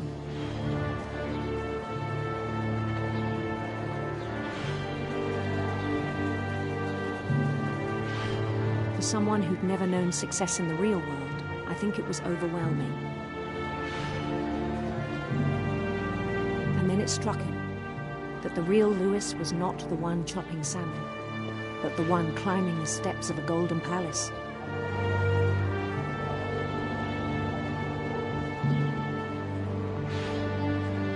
My imagination is as real as my body, he told me.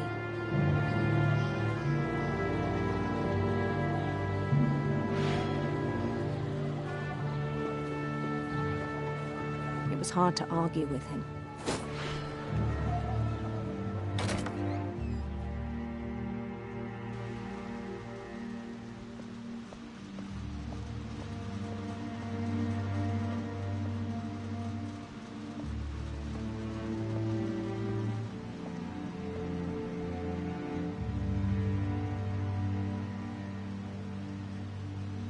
He began to forget the world we know.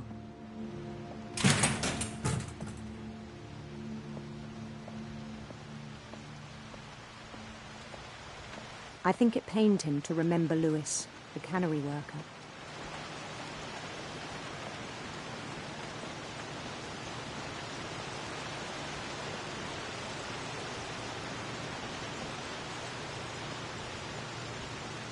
He began to despise the man with a royal contempt.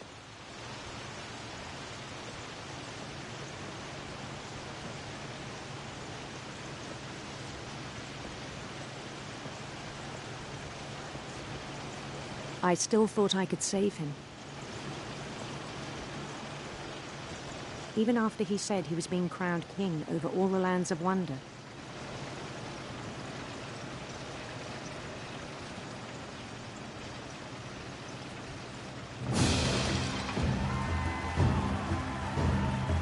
The palace would be packed with his companions.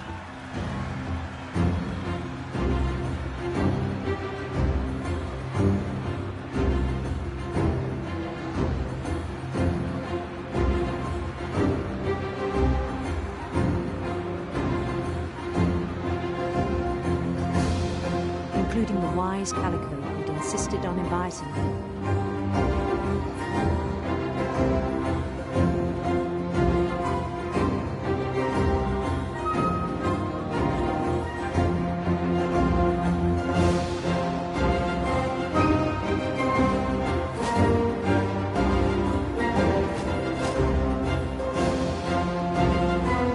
His queen waited, holding his crown.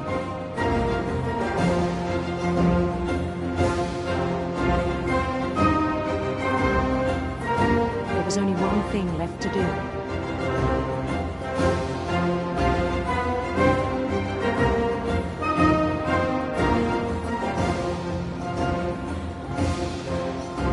Then down his head.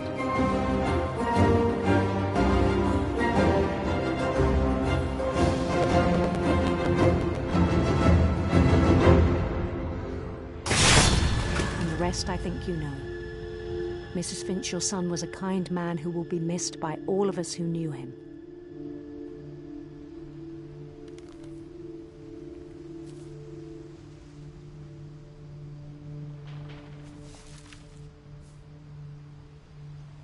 My brother was really cool. I wish you could have met him.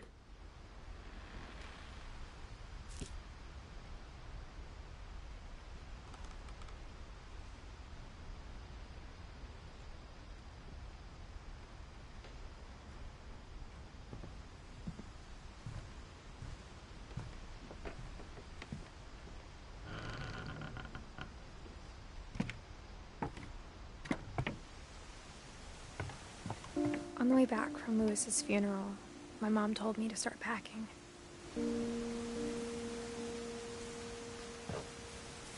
She waited until the day before we left to tell Edie. I'm not sure if she wanted to make it easier or harder. I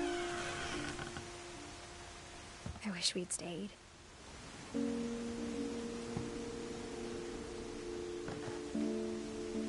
But I understand why we left.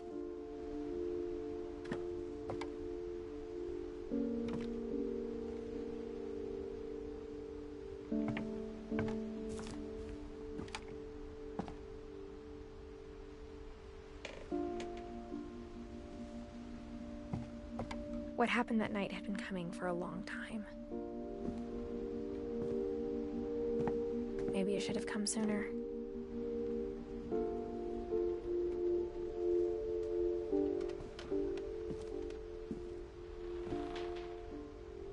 But it had to end one way or another. All that's left now is to tell you about that last night.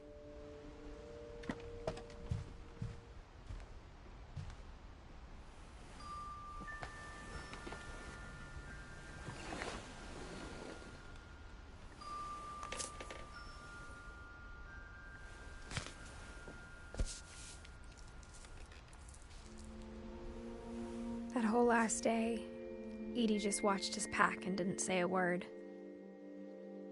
Until supper, when she raised her glass and said, "To our final night together, and all our final nights apart." Grandma, You know what I said about alcohol. Some of your medications are very Edith, specific. I left a present for you in the hallway. Why don't you go open it? The grown-ups have to argue now. I'm sorry, you're right.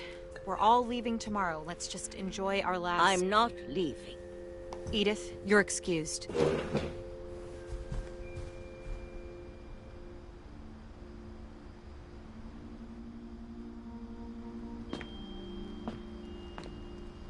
The power had been shut off that morning, but Edie always had plenty of candles.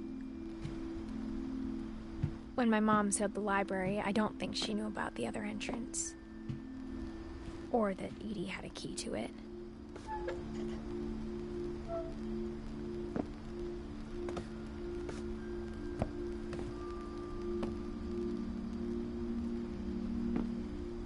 That thing you're afraid of isn't going to end when you leave the house. Edith has a right to know these stories. My children are dead because of your stories. I think it's best if Edith and I leave tonight.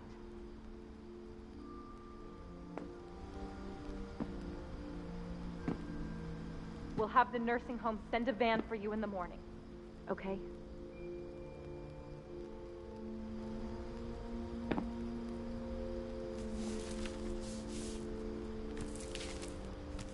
Dear Edith, there's so many stories I wish I could tell you, but there's only time for one. This is about what happened on the night you were born. That night, the tide went way, way out.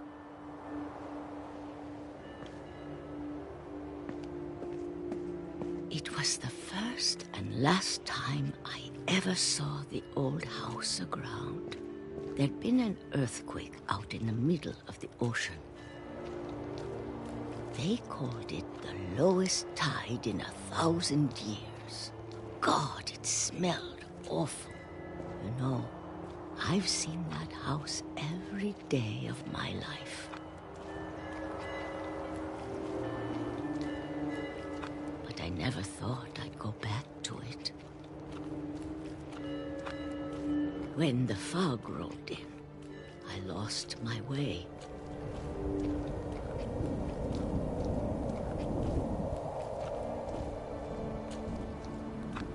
I got turned around.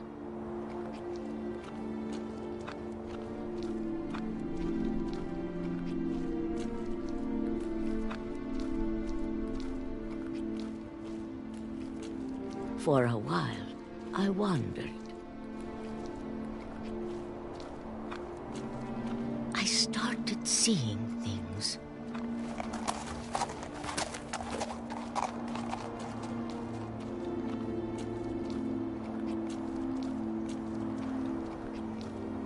Things I'd forgotten had ever existed.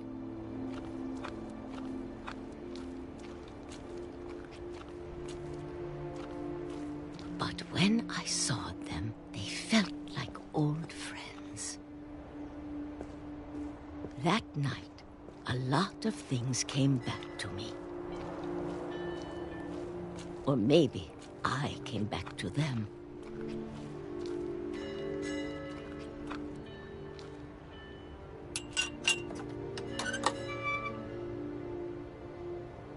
Things I can't explain, but that I need you to try and... Edith, what are you doing in here? It's mine. Edith! Mom, you're gonna rip it! Let go! I kicked and screamed, but Mom dragged me to the car.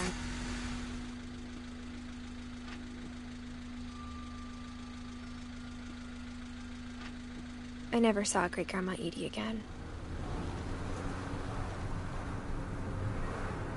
The next morning, the van came to pick her up, but she was already gone. After that, we moved around a lot.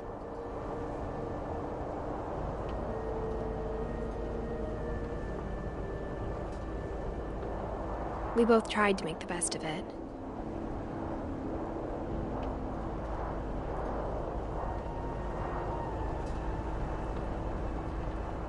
A few years went by.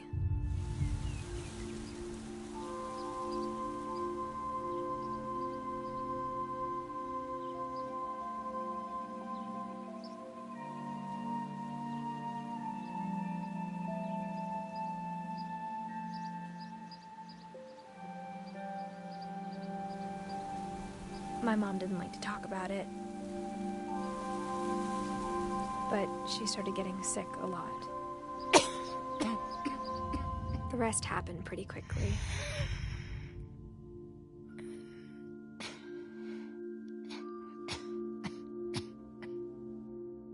She got better for a while, and then she didn't.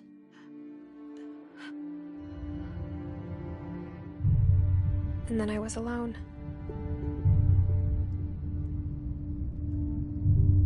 The last Finch left alive.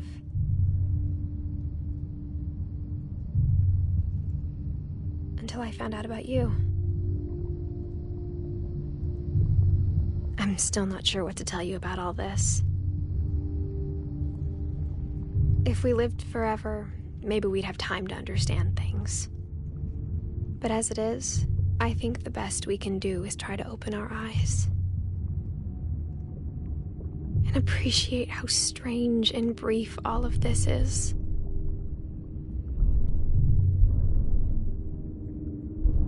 This journal was supposed to be for you. But now I hope you'll never see it. I just want to meet you and tell you all these stories myself. But I guess if you're reading this now, things didn't work out that way.